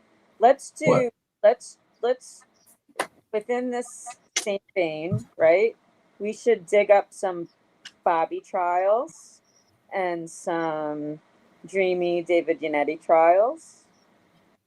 Like, we should just, all of our power lawyers that we love so much, we should try to get, some access to some examinations by them. That's what I've been trying to do. It's hard to find some of them. I would love that. Get a little Tim Bradle. Get a little lesson. Bradle. I'll take a little Tim Bradle. Remember we watched Yannetti at that conference he was at where he redid his opening where statement. He recreated. You played that? That was good. Yeah, we played that. Remember? When? No. It was a while ago now. No. Yeah, it was a while back. Oh, we should do it again, I think. Yeah. Oh, I was talking to someone last night about that trial. Oh, fuck, I forget who. Oh, it may have been Scott McGinnis. I mean, Scott just knows about everything, right? Like, he actually had a very interesting job. Yeah, I'd love to have him up sometime. I'll try to get him. Plenty of money. Yeah, the only thing I don't have is time. Someday. Yeah. Well said. Yeah, I mean, if the glare is lurking, he wants to come up here and bullshit. Just like I'll twist Scott's arm. me channel, you channel. And well said. We're getting a little bit off the track, and I'm going to try to get us back on the track. All right. I was asking you about Mr. James and Mr. Pex. Both of them indicated that, let's say that if it was expirated blood, okay, that had to have occurred within inches of Lon Clarkson. That misstates it. He's asking the I'm question. asking the That's question. correct. He's not stating anybody else's answer, so the objection is overruled. Is that correct? Would you do me a favor and say it again? Sure. If there was expirated blood's only going to go a few inches. Expirated blood will go depending on how much force there's behind it. Right, but you already indicated that there would be no force behind it because it would be passive. Just a second. I believe he had not finished his answer. You need to slow down a little, Mr. Jackson. Had you finished your answer, Doctor? About expirated I don't blood. remember what. You were indicating about how far expirated blood would go. It depends on, just imagine yourself coughing, terminally expelling the last gasp or one of the last gasps, and lips being, because there's no tone, lips falling on top of each other, mouth looks like it's closed, and the sound would be something like, well, how far would that go? 2 feet, 3 feet. It's when we talk about a spatter that occurs from this kind of a thing, from this terminal thing, it depends with what intensity that terminal cough would transpire. And it's not only a few inches, obviously. I have no idea where that ended up, so I'm gonna try to get us back on focus again. Who has ever Doctor, I don't have a question for you right now. Sorry. Please allow me to ask some questions and see if we can get us back on track, and we'll get through this a lot faster, okay? If in fact... Damn, Alan Jackson ain't playing. Here's some more. Is that the translation? I think you've had way too many questions that have gone way too Listen far. to me. You keep this up, I'm going to hold you in contempt. This is a criminal proceeding, and you will cooperate, or as I say, you'll be held in contempt. I understand. When did you first... Finger in your face. Shit. That's a fetching Damn. bow tie, though. Damn. Did this start out hardcore, or is that a preview? Yeah. Fix the Damn. collar. Fix the collar. You're A not. year and 3 months after the event. Yes. I mean, you didn't go to the police the next day, No. next month. No. You didn't even go within the next year, did you? I don't believe so. This case needs to be dismissed, and I believe it needs to be dismissed today. The data that she told me she altered had to do with frat boy activities. And they actually objected to us getting the phone. It's outrageous. How could they conceivably do that knowing what they knew? If the allegations are untrue, every bit of data. He's rocking the pocket square, Danny. You know how I love that. You had it kicking. Is relevant, ma'am. The allegations are not untrue. We'll see. But if she's gone through and scrubbed that phone to make him look like some sort of choir boy, and Mr. Glennie already knows, and he should be concerned that his extraction. Look who's with him. Liza. Right? Report Liza? is inaccurate Liza. because that's the big issue in front of the court. I believe I was raised to tell the truth and not be afraid to. This is big, bold, new news. It's new to us. It's new to the court. The problem is it's not new to them. You remember giving a press conference? Yes. Obviously. What's on the table? Next one. Say it. Ty is a little drab. His game was really on point for Karen's trial. I mean, he had a lot of contrast going. But Well, I think in one of these he had a pretty nice suit on too. oh, his suits are beautiful, but for the tie, it's just not I a don't- contrast for TV. You need to play off of that dark color. Yes. Let's give maybe that's a preview. I like that color combination. Like brown and gray. I love that, but it's just too drab. Spacey or Alan Jackson? No, Spacey's snazzy. Look at him. Yeah, he's He's tailored. very well put together. I think AJ's a little drab, but look at the pocket square. Both of those are tailored suits. They're not just shelf. Absolutely. Never been on a shelf He hanger. needs to straighten it out. He's all wrinkled. He needs to straighten himself up. Folks. This is Commonwealth versus Kevin S. Fowler. Okay. Gentlemen, thank you. I reviewed the pleadings. Mr. Glennie, I haven't had a chance to go through your response completely, Got the the exhibits, scruff et cetera, going. some of which I'm familiar with, others I may not be, but we'll go forward with the arguments. And my hope is that I am here all week, so I will issue a written ruling on this matters. And hopefully that can be done this week if the jury trial scheduled break down and give me a chance to do that. As I said, I've looked at the pleadings. I'm also aware that there was a protective order that apparently has been signed by the parties. So 34% of the people that hang out in here, they have been booted out of jail. I don't know whether that was signed this morning What or it's percentage? not dated, which seems 34%, 66% have not. Are you including yourself? Throw yourself in there. to, I guess this applies to the extraction completed by the Commonwealth of Mr. Little's phone. Is that right? Yes, sir. And my understanding is, I don't know when, but they brought their signed portion of it today. Sure. We signed our portion today. Okay. So when they signed it, I don't know, but it was signed for the court today. So is this copy that I have the one that both parties have signed? Yes. That's right. And is it both your desires that I endorse this and this become the protective order that it's going to apply in this case? So submitted. Yes? Yes. Okay, I'll do that and I'll date it today. Mr. Jackson, you're still going forward on your request for a forensic download performed by your expert of the phone itself. Is that right, sir? Correct.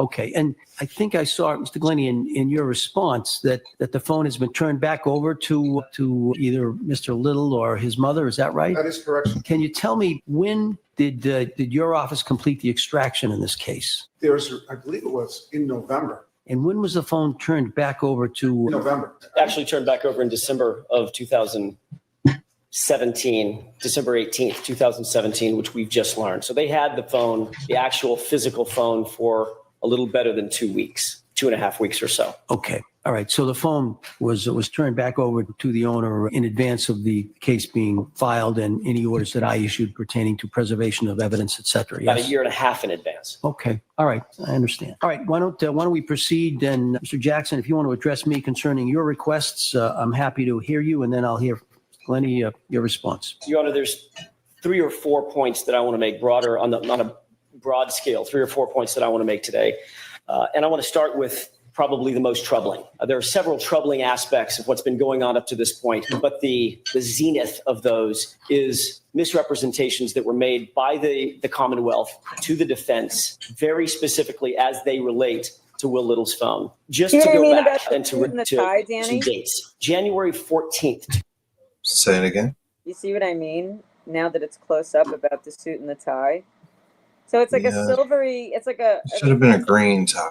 It's like a gunmetal gray tie. And then it's, I don't know, is this, what? Me and you are like, whatever. Is it navy blue? Does anybody know what this is? We're over here rubbing 2 pennies together and we're trying to tell Alan Jackson what suits to wear to court. I can do that, Danny. I can fucking do that. That's my right. No, but you're right. It blends too. It should have been green. Nice green, off green color. Something with some contrast. Something like a SpongeBob tie. What? What, Mary? Like a SpongeBob tie. No, I don't think so. No, or is there ever going to be a ponytail, Alan Jackson? Because we've been seeing a lot of ponytails. Stop yourself with the ponytail. You don't think Alan Jackson will go ponytail? Ponytail, give me a break. Seinfeld reference. What about pigtail? Just enough to put in a hair tie. Like small Seagal and like big Seagal. What do we name the other Seagal? I mean, regular Seagal. I feel like if you're feeling it, if that's who you are, it works. Come on, Alan Jackson with it's such a douchey thing, short ponytail. If you're just doing it to do it, you know. Forearm tattoos and short ponytail. 2019. That was the date that we, the defense, requested any and all relevant information related to Will Little's phone. We requested the phone itself, or access to the phone itself. We requested any extraction reports. We requested any information attendant to that phone. On February 22nd, 2019, the Commonwealth, through their representative, falsely denied having any access to the information on the phone and to the phone itself. That was a clear and intentional false misrepresentation and falsehood that was designed to keep us from knowing exactly what the Commonwealth had in their possession. It is inexcusable. The Commonwealth has taken the position, and they're parsing words and trying to be, I think, too cute by half. They're now taking the position, well, hang on a second. What Mr. Giordino was responding to was his physical access to the phone, not the information surrounding the phone. He said he didn't have the phone, which was true. He didn't say he didn't have the information to the phone. That's not what he was requesting. Well, the Commonwealth knew exactly what we were asking for. We weren't parsing words. We said we need access to the phone and the information on the phone. Why? Because we think that it contains potentially at that point, and now we know it's true, exculpatory evidence. So to parse words between were you actually asking for the physical phone or were you asking for the information attendant to the phone, that is a non-starter. And it's a little bit of a desperate attempt on the Commonwealth's part to cover their tracks, as it were. But in point of fact, he's even wrong about that. Mr. Glennie in his moving papers, which I just received this morning, indicated, well, what Mr. Giordino said was, we don't have access to the phone. He wasn't talking about the information on the phone. So now let's parse those words out and talk about something else. This is our actual request. Number one, in a January 14 letter, 2019, we request the following information. Number one, the cell phone numbers, carrier information, passcodes, authorized users on the accounts associated with any cell phones used by William Little between July 7th, 2016 and present. Thereafter, there was a meet and confer on February 27th, 2019. So about about a month and a half, 6 weeks after this letter was sent, there was a meet and confer by Miss Elizabeth Little, my associate in my firm, and Mr. Giordino. That was a telephonic conversation. Miss Little took contemporaneous notes. I'm holding those notes. Number one, in response to that request, Mr. Giordino's response, quote, investigator does not have this information, not in the care, custody, or control of the government. That was a blatant falsehood. They knew they had it. They had had it for a year and a half. They took the phone on November 29th, 2017, and they didn't give it back until December 18th, 2017, during which time they did apparently a full forensic download, I expect that they're going to say, and they did a forensic extraction report. And all of that was hidden from us from January 14th until basically present. On April 4th, if the court remembers, we were back in court in front of this bench on April 4th, 2019. At that time, the court was going to rule on whether or not we got access to William Little's phone. You'll recall that. Mr. Giordino indicated he had some of the information you were looking for. He was going through it, right? And on that date, I was sitting in that bench right there, the first row. Mr. Giordino was standing just inside the bar. After having received the partial report that he gave us, I'd flipped through the first 4 or 5 pages, and I looked up at Mr. Giordino and I said, Mike, I'm troubled by this. Why is it that we're just now finding this out? You've had this information for apparently a year and a half. And his answer to me was, my apologies. I owe you an apology. But there were people in my office who believed that it was better if you didn't know that we had the phone until I've had a complete opportunity to go through it. That is absolute outrageous, and it should never, ever happen in a court of law. He told an officer of the court, me, something that he knew to be completely false, i.e., we don't have that information, we don't have the phone, we don't have access to it. And Judge, just to bring this full circle, that representation was the foundation on which we, the defense, ended up filing motion after motion, litigating issues in front of this court, wasting the court's time, wasting our time, wasting my client's time, my client's money. This was a concerted effort to keep information from us that is unjustifiable. With regard to the information, if Mr. Glenny's position is, he never said he didn't have the information, there is a report that we finally got after April 4th? April 4th. After April 4th, we got finally in the tranche of information that we got was a consent form. Remember, the request that we had made. Consent form signed by Heather Unruh. Ms. Unruh, yeah. As it relates to Will Little's phone. Remember, just to remind the court, what we asked for was cell phone numbers, carrier information, passcodes, authorized users, etc. This document shows that as of November 29th, Heather Unruh provided all of that information. There's an EMI code. 2917. Yes. 2917. That's right. November 29, 2017, they had in their possession this consent form, which has Heather Unruh's name on it. It has Trooper Donovan's name on it. It has the EMI code for the phone. It has the user information, Will Little, Heather Unruh. It's got the passcode, which I won't name in court. It's got a signature via Heather Unruh, and a date of November 29th, 2017. So the Commonwealth doesn't get to parse these issues out and be too cute by half by saying, we said we didn't have the phone. We never said we didn't have the phone. What we said was we didn't have the information, or vice versa. They had both. They had access to both. We then get a new report this morning, which is, I thought I couldn't be more troubled by the conduct of the Commonwealth to date until I was handed this report 20 minutes. Connor, did you see Connor? Yeah. Can you not just listen to Alan Jackson forever? Oh my God. How can we get Alan Jackson to try every case in America? Every case. Or how about this?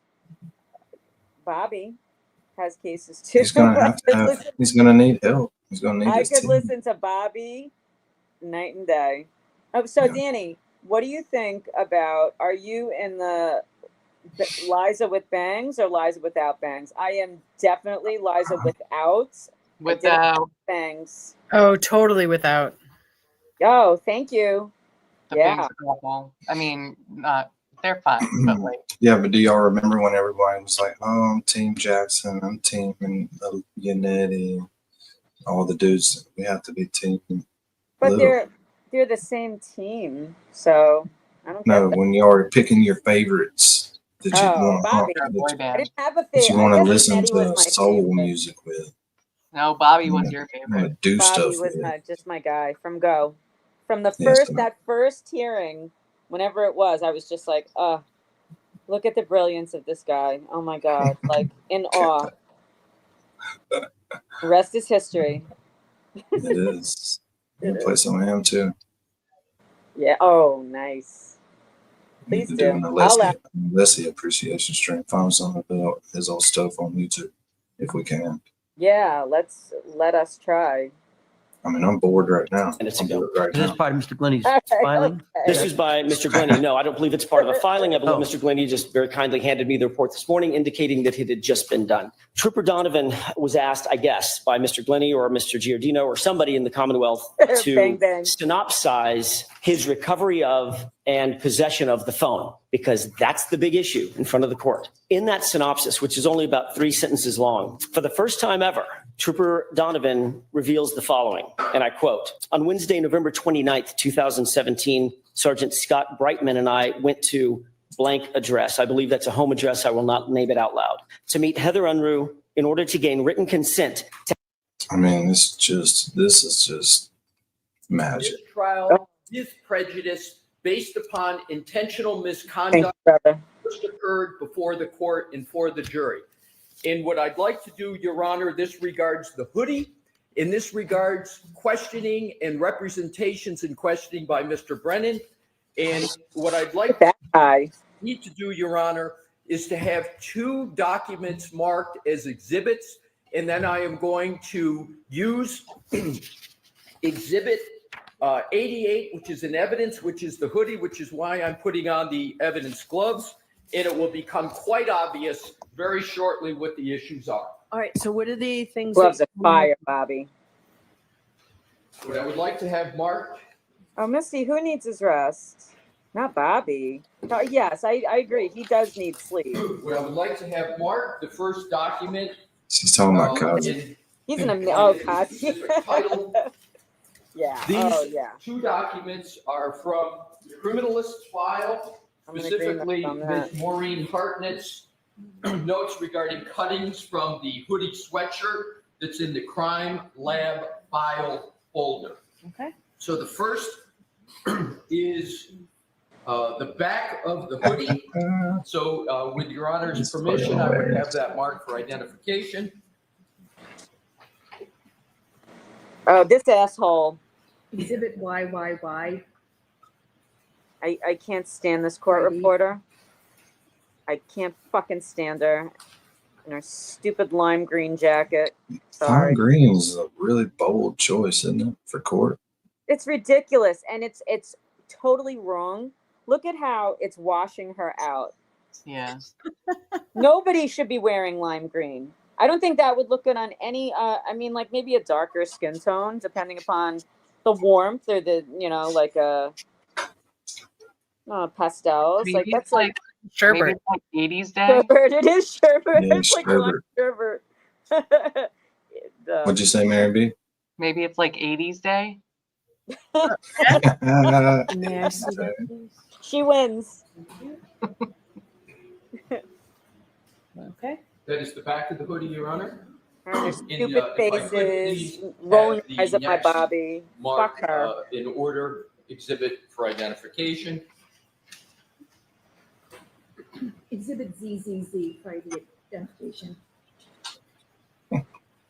Maybe she's a low-key turtle. Laura J. Yeah. Just letting them know. Perhaps.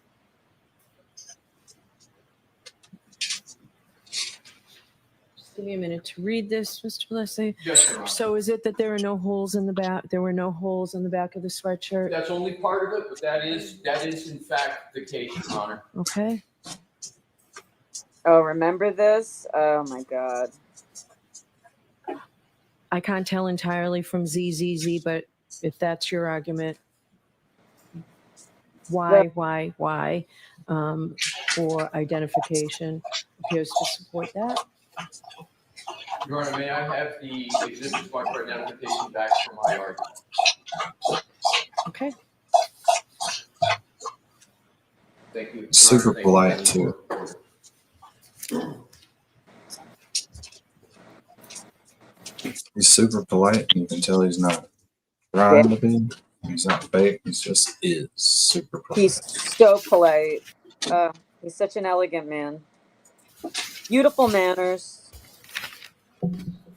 Your Honor, what we just saw is Attorney Brennan question Dr. Wolf with regard to I can't believe she didn't give a shit about sweatshirt this. that heretofore has been in the plastic casing for trial.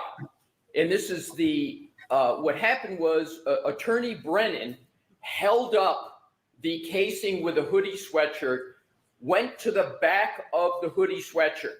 First point to note, Mr. Brennan did not show Mr. Jackson the back of the hoodie sweatshirt, didn't give Mr. Jackson an opportunity to look at it. Can I just ask a question? I noticed that it was over here at the witness stand this morning. So I assumed everyone was aware that something was going to happen with it. Is that not the case, Mr. Jackson? That is not the case, Your Honor. Okay. The first time I realized that line Okay. of questions was going to be asked was from Mr. Brennan before the case happened. Okay. Go ahead, Mr. Lessie. Thank you, Your Honor. So to do it in order, Mr. Brennan takes the hoodie sweatshirt in the casing without notice, shows it to Dr. Wolf, and shows the back of the hoodie, which has certain holes, and I'm going to limit calling them holes to do this chronologically. I'm going to refer to exactly what they are in moments. Okay, so I need to see it. I know you've got gloves on. Where is it right now? Yeah. It would help me if you held it up for me now, Absolutely, Your Mr. Honor. Lessie. So here is the back of the hoodie. All right, thank you. It's very obvious that these are cutting holes cut by the criminalist. And I'm going to get to the, back to this in a moment. But I would like to do it and certainly entertain any of your Honor's questions, but in a logical order. Sure. So I'm not, what about the jurors and lunch? How long do you think this will be? I think this will take about 10 to 15 minutes, Your Honor. Okay. She's like, okay. Look, Bev, suck it. go back to this suit. Look at this suit. It's Suit's ADHD popping. theater. Mm-hmm. Look at this suit's popping. Look at that contrast in the top. That's what I'm talking about. That's my favorite AJ. This Give us was some impact punch. spatter. But he doesn't have a Impact pocket spatter. square in. Yeah. Okay. Does he not? Probably because the tie is busy. Right? Spatter ended up on Yeah. Phil Spector's jacket. That impact spatter, Maybe. it was the same pattern, basically the same pattern of distribution as what appeared on the skirt down to the hemline. That would place the jacket approximately where, in your opinion? This occurs from this impact spatter would have occurred from a shot in the mouth with a containment of the initial collection of material, blood, spinal fluid, tissue, gunpowder, smoke, all those things in a confined place.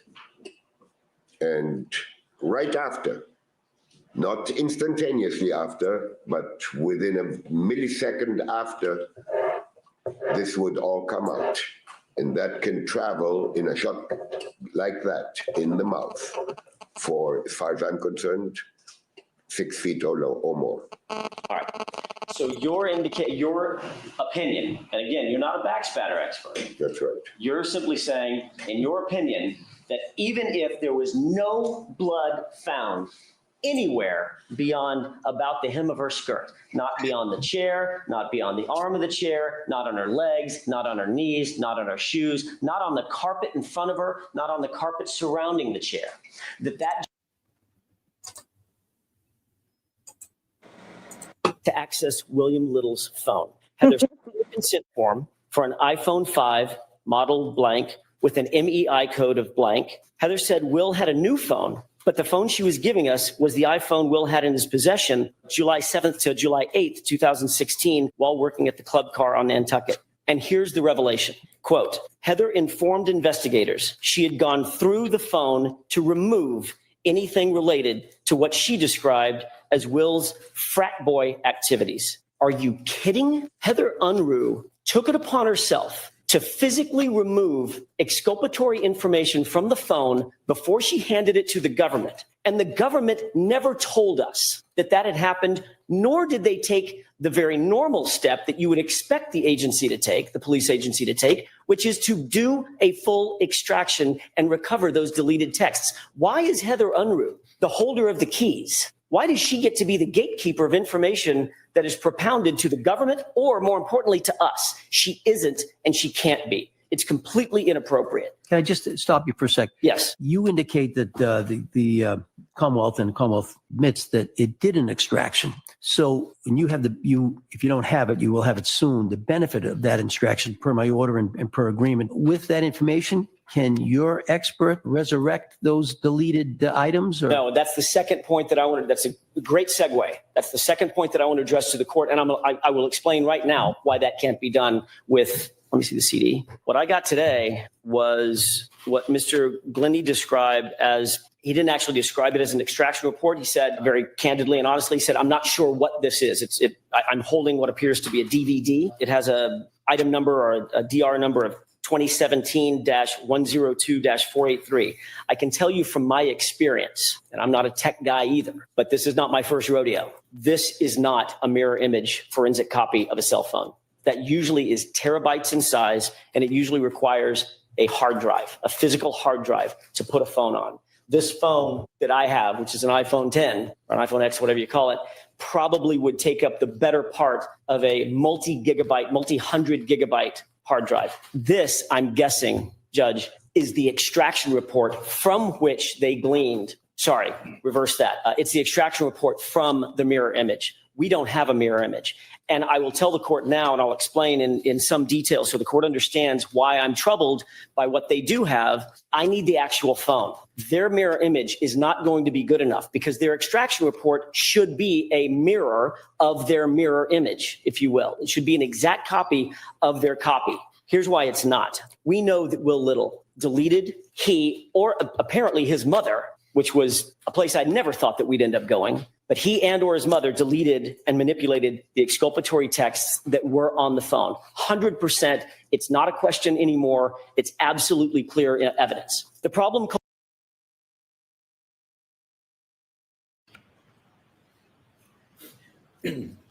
Oh, okay. Here we go.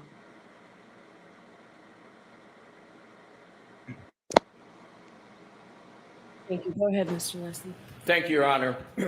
So I just want to get the flow back going here in the logic. So, and I'll do it quickly. So Mr. Brennan grabs the hoodie sweatshirt inside the casing, doesn't show it to Attorney Jackson, goes up. We have no idea that this was going to happen.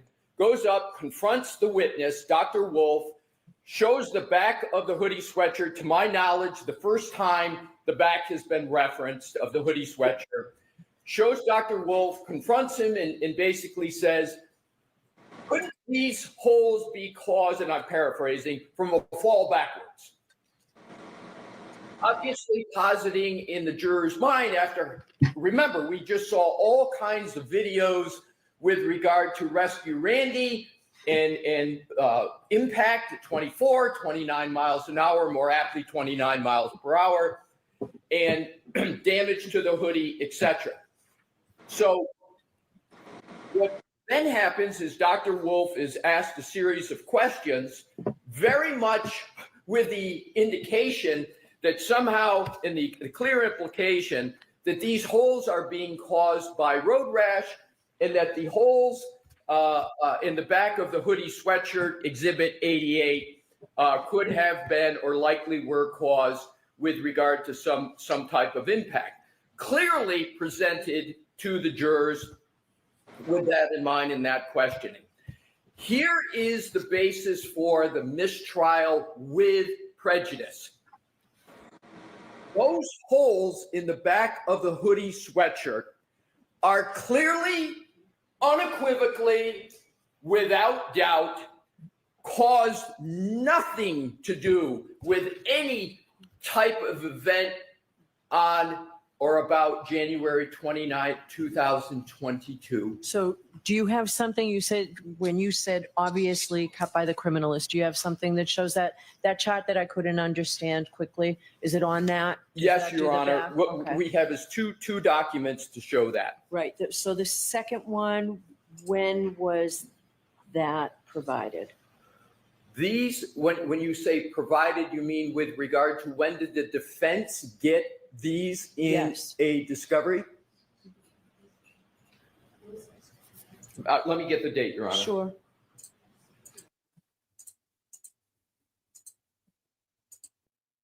Culminates in two issues. There were text messages that were between Will Little and his girlfriend at the time. We've designated her as MD. The DA had those text messages in their possession in the form of screenshots. When Will Little first went to the police, he provided them not mirror images, nothing like that, nothing techie. He just took screenshots of text conversations to support his argument that he was a victim of a crime. And he provided those screenshots to the police officer, to Trooper Donovan. I'm sorry, to State Police Detective Officer Kelly. Not Donovan. That original set of reports was to Kelly. Kelly took those reports, and that was the foundation on which these charges were filed. The problem is those screenshots specifically had information missing. There were one-sided conversations, not the concomitant other side of the responses to those conversations. They never sought to find those. Then the DA also had in their possession, since November of 2017, a forensic report from their download, or November or December of 2017, the forensic download. All right, so now that's the extraction report. They've got the screenshots, they've got the report. Here's the problem. Those two items don't match up. As a matter of fact, there's clear evidence that there were deletions by Will Little from the time he gave the screenshots over until the time Heather Unruh handed the phone over. Something was manipulated. We now know, because of this report supplied today, that at least Heather Unruh, at worst Heather Unruh and Will Little, both went through the phone and they cleansed it. They deleted information that they didn't want the police to have. They deleted information that they didn't want us to have. Here's an example, just a quick example for the court. At 1:41 a.m., there was a text, according to the forensic report, MD sent. And it says, quote, Will, leave and go home. Just those 4 words. The response was, should I actually? Question mark. Then the word help. Then the word picture. Clearly, that was an indicator that he was questioning, should he even leave the club at 1:41 in the morning? And he wanted to get a picture. With who? With my client. When he handed the phone over to the police, he deleted the entire message except for the word help. Their extraction report only shows help. That's the kind of cleansing that Will Little and Heather Unruh were undertaking when they turned this information over to the police. And what troubles me, Your Honor, it'd be one thing if all of us were fooled by the Unruh family. The Commonwealth wasn't fooled. They had all this information. And they had it when we started asking for the phone. And this is the reason we were asking for the phone, because we suspected that there was this type of manipulation going on. When you say that they had it when you asked for the phone, they had already done their extraction. The phone had been returned. So the information they had at the beginning of this case, you now have. So correct. Right? But that's when Mr. Giordino said, we don't have any information on the phone. No, I get that. But it wasn't as if there was other information that they had that they hadn't produced. No. They have everything that they have now, you have. I appreciate that it may not give you the opportunity to bring back these deleted items on the phone. And that's what we're asking for. I get it. And what's bothersome, Judge, just so I can put a fine point on this, is I'm standing before this court on June 3rd, 2019, making these arguments and these revelations. And I'm sure to the court, you're thinking, my Lord, this is big, bold, new news. It's new to us. It's new to the court. The problem is it's not new to them. They've known since day one what was happening. And they kept it from us. And that is unjustifiable, and it's outrageous. I've never seen a government agency protect information and hold back information the way that it's been held back in this case. I'll do you one better. When we were given the original information, they gave us the screenshots, which we now know they knew to be completely manipulated. And they gave us those screenshots and held back the forensic report claiming they didn't have anything more to give us. And let us go through this charade of making a motion and coming before the court and flying out here and pounding our fist and saying we need the phone. And they actually objected to us getting the phone on privacy rights. The court remembers this. It's outrageous. How could they conceivably do that knowing what they knew? You get the phone? If you get the phone, I know you listed an expert who could do the forensic download. Are you sure that if you get the phone, you'll be able to, as I say, resurrect these deleted portions? And does that require passwords for the cloud and all of the rest, or is that? Well, we've got a password for the phone. The pointed answer to the court's question, which is a great query, is I hope so.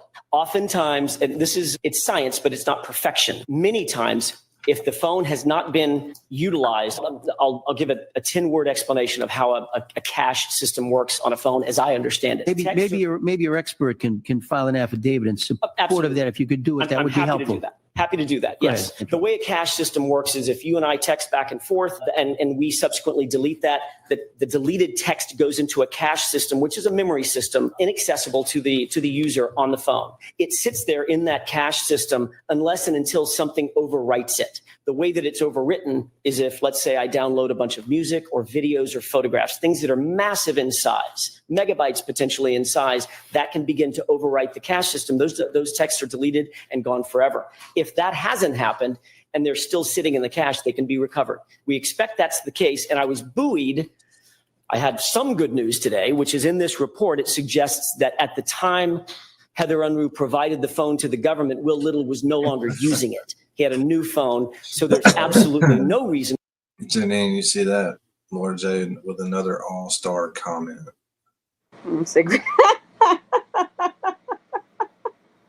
Oh, you're killing me. Lord Jade, we're gonna have to start snapping all her comments. Danny, I'm looking for Alessi Trials because, of course, he's the one I want to see the most. So it's hard. There's not very many, is it? There's no, because everything is Karen Reed. So that I come across this, I'm scrolling down. It says, Karen Reed cries as not guilty verdict is read. It's like, no shit, idiot. Of course she cried. What do you mean? Like, what a caption. Yeah, so I don't know. Yannetti cried more than she did. Oh, he's such a sweetie. But could we possibly play the Jeffrey Curley we don't have to do it tonight. Unless you want, do you want to do it tonight? Why don't we throw some Yannetti? And well, if Mary B will wake up, does she go to sleep too? I don't know. Or if you want to save it for another No, stream. I'm here. But we could save it for would you want to do like a dedicated Yannetti day? Why don't we do that? He deserves a day. Yeah, but we need to gather up some videos. Yeah. So that's what I'm doing now. I thank you, AJ, but I am looking, and everything for Bobby, my Bobby, is coming up. Karen's trials. Karen's trial. But maybe we'll do Wednesdays are for Yannetti. Ooh, I like that, Mary B. That's a good one. Yeah. That's a keeper. Let's check out a few minutes of this. Yes. It was a lurid tale of the young boy being molested before he was killed. Oh, it's so heavy, this trial. Charged with kidnapping and first-degree murder. He maintained that it was James, a self-admitted pedophile, who killed Curley.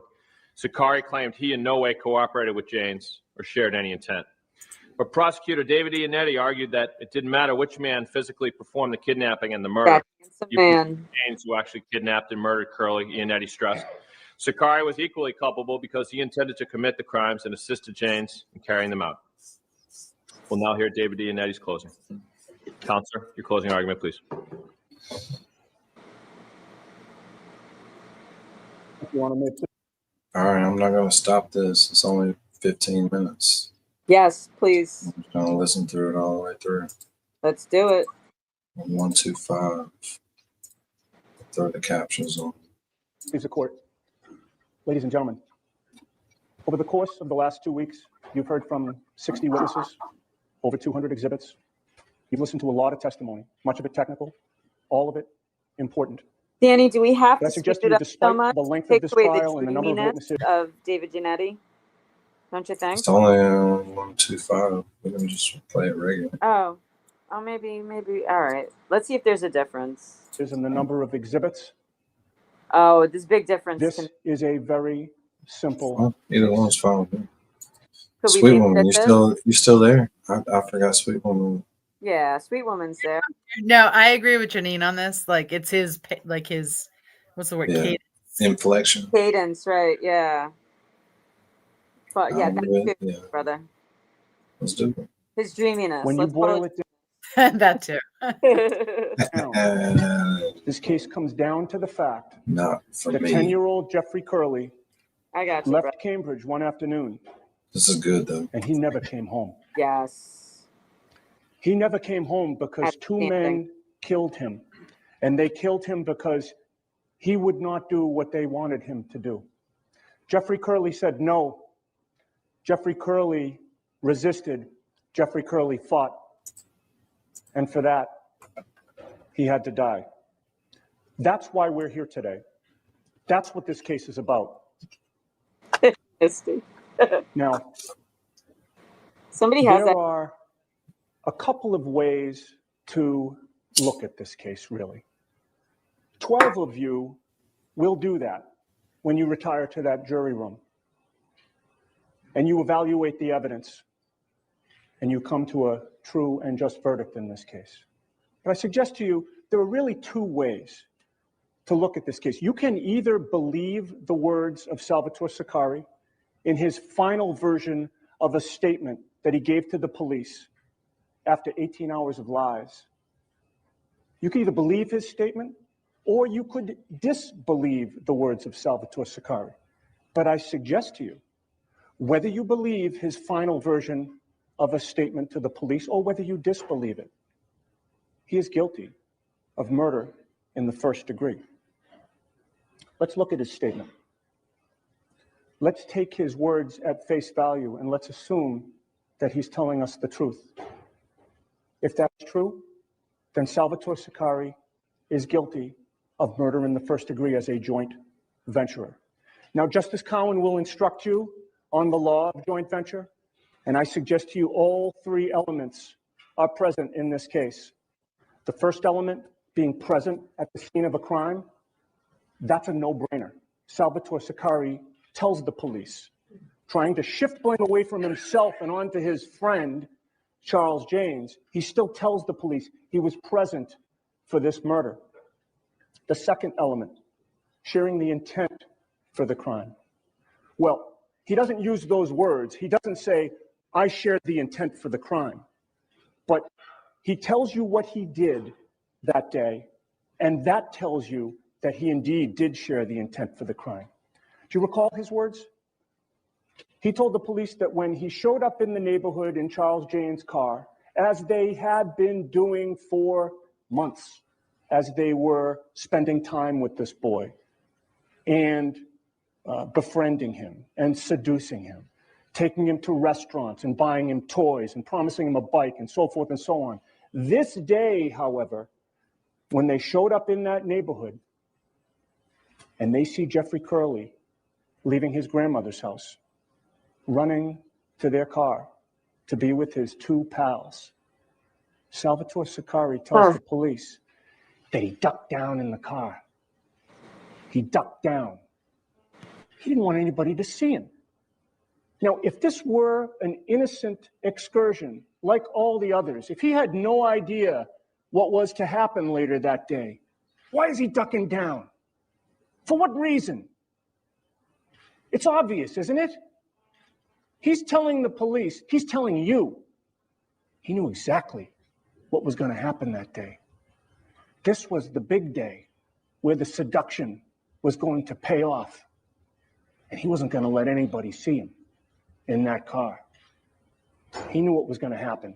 He shared the intent for that crime, and that second element of joint venture is satisfied. And the third element of joint venture, again, if you believe his words, Participation in the crime? Well, do you recall what Salvatore Sicari told the police? Again, in this final version, where he's putting himself in the best light possible.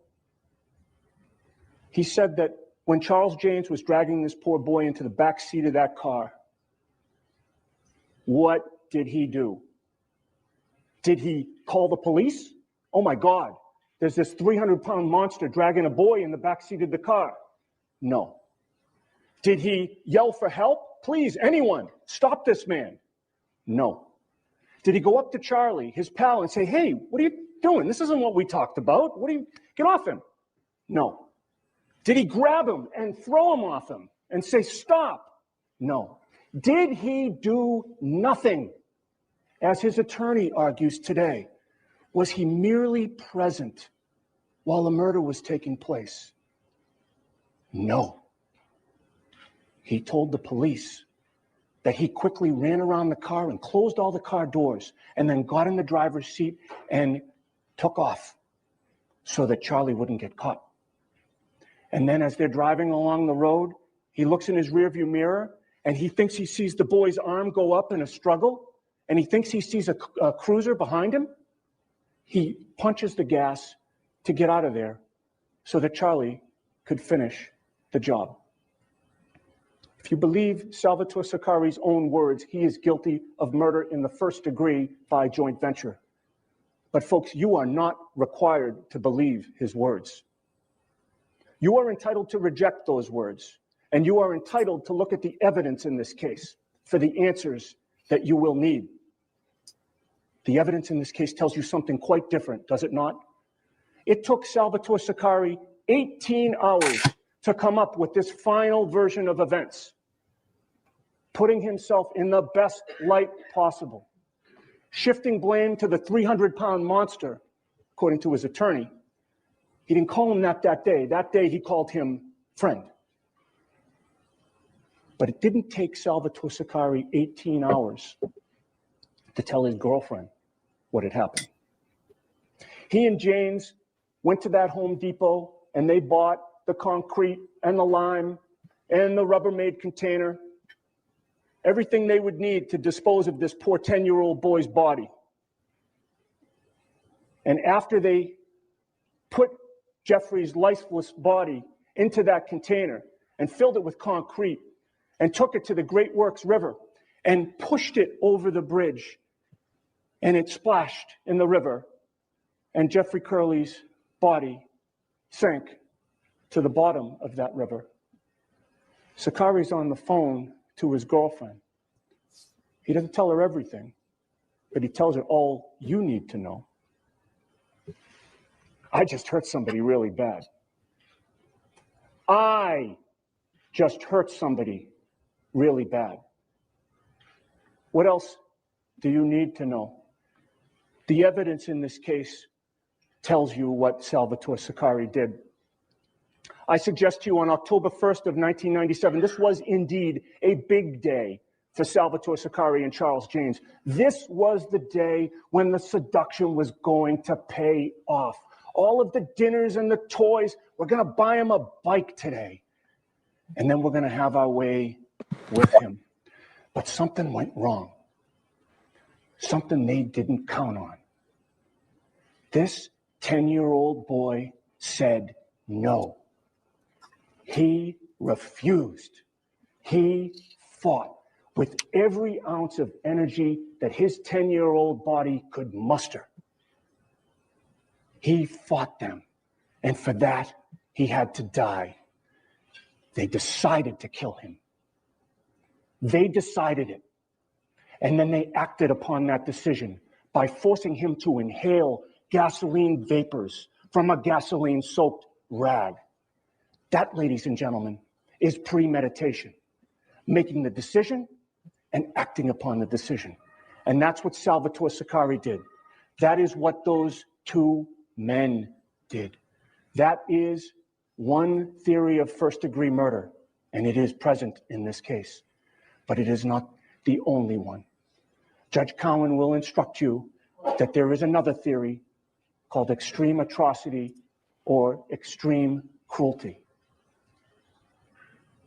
You will make this decision. When you do, realize that you are the conscience of this community. You decide whether their behavior was extremely atrocious or extremely cruel. And to do this, ladies and gentlemen, I'm sorry.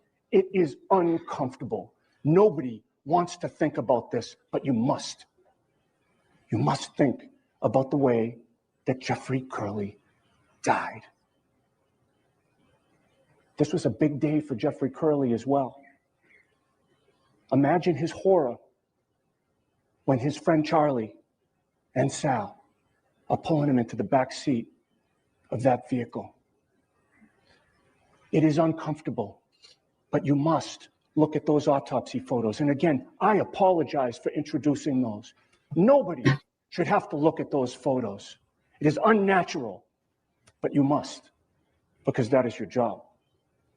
You saw in those autopsy photos that Jeffrey Curley had red burn marks on his forehead, his eye, his cheek, his chin, his neck. What does that tell you? That tells you exactly what Jeffrey Curley did. And it tells you the fight that this 10-year-old boy put up against these two men. They tried to smother him with that gasoline-soaked rag, and Jeffrey Curley fought, and they couldn't get it on his nose and his mouth. And he was going on his eye and his forehead and his chin and his cheek and his neck.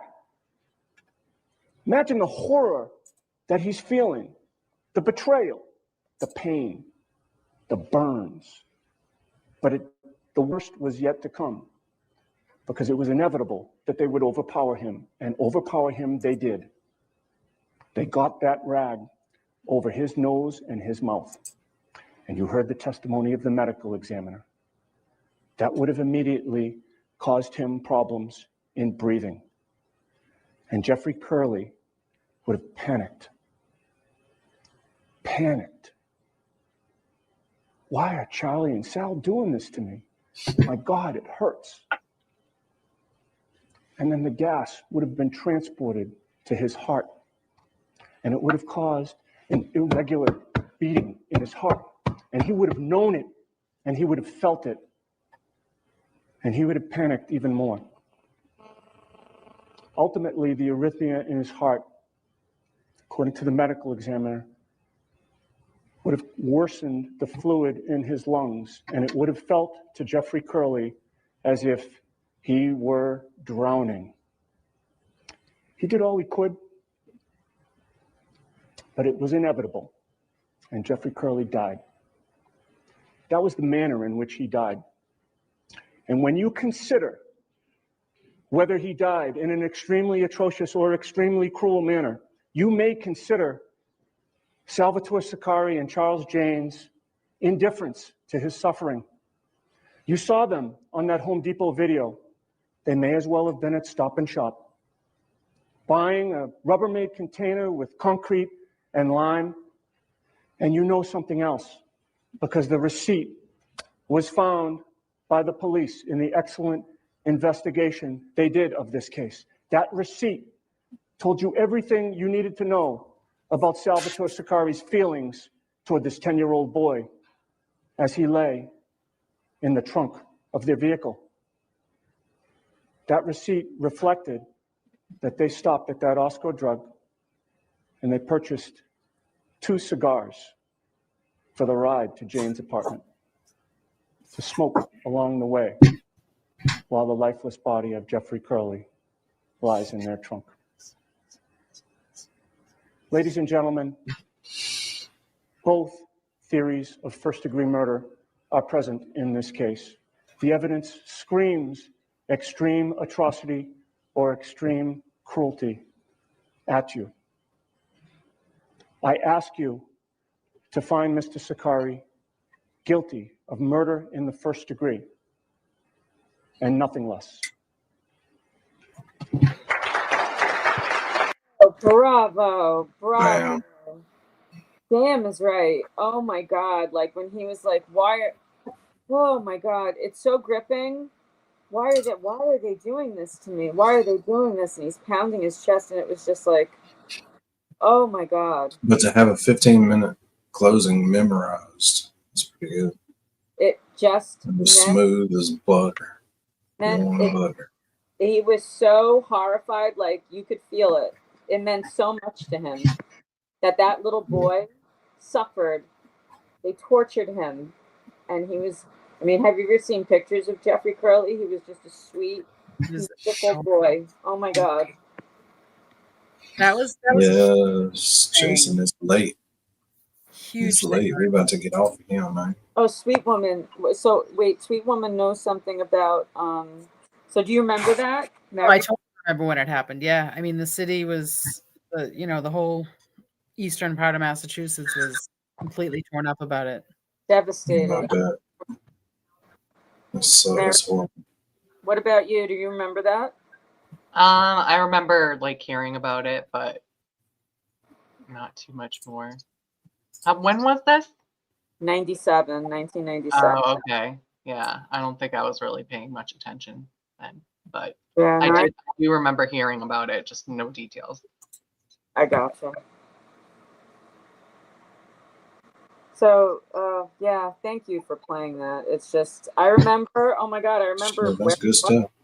in my old apartment, I was doing laundry. I was folding on top of my dryer, and I was so gripped. I was just listening to it, and I didn't want to I didn't want to watch it. I just wanted something to like pass the time.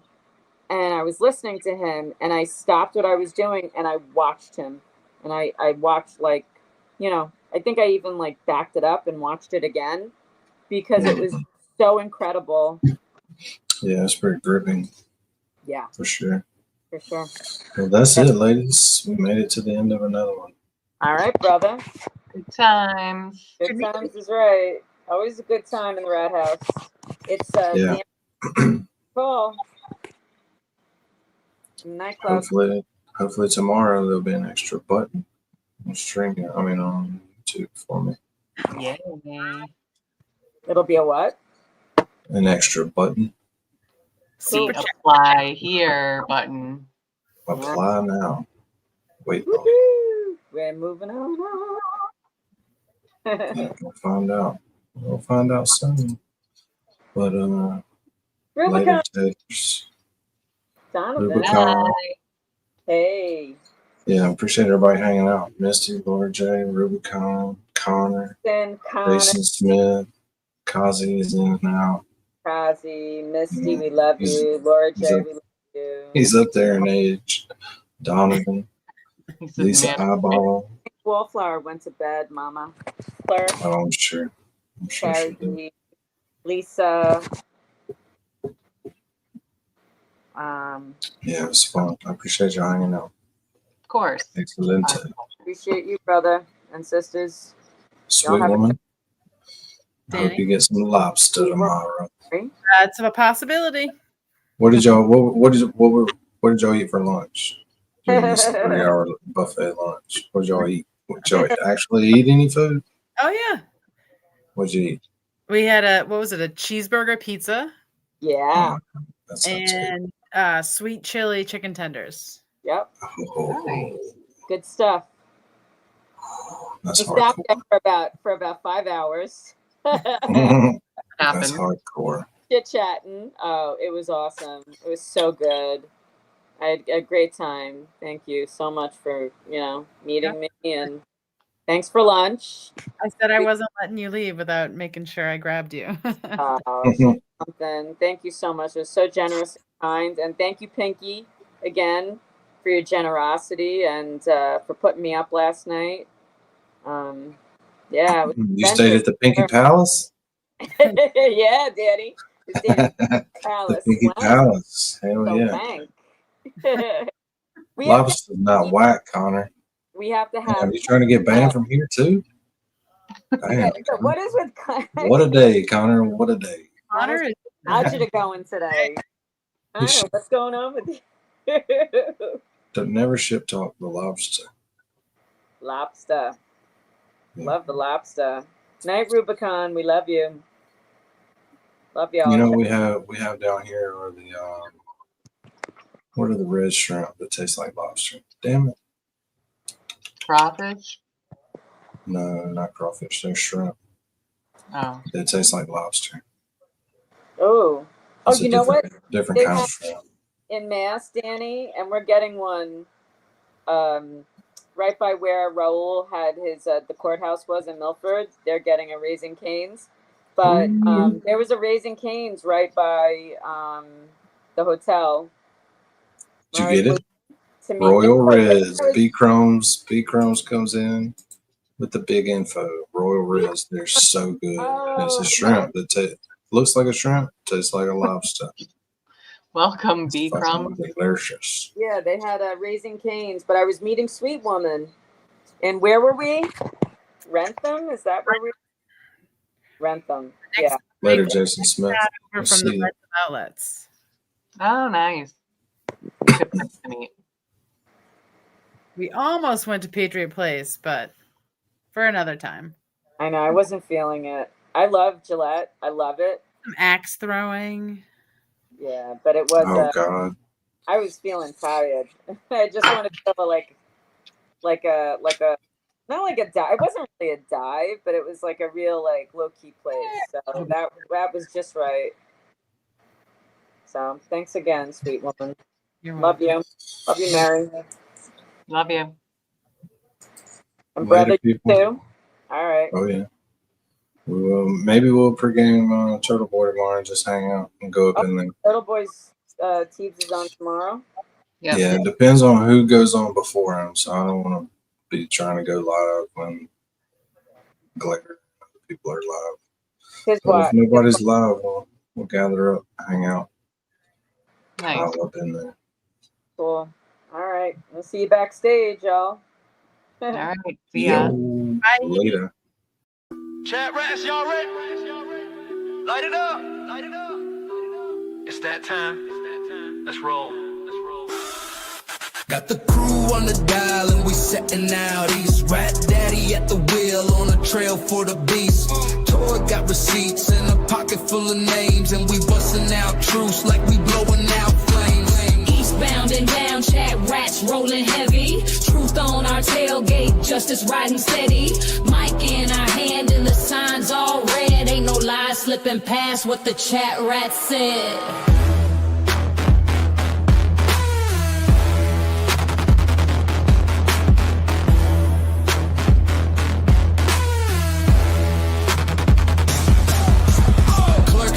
Playlist. Angels taking charge, Law leans on the mic and her notes hit hard.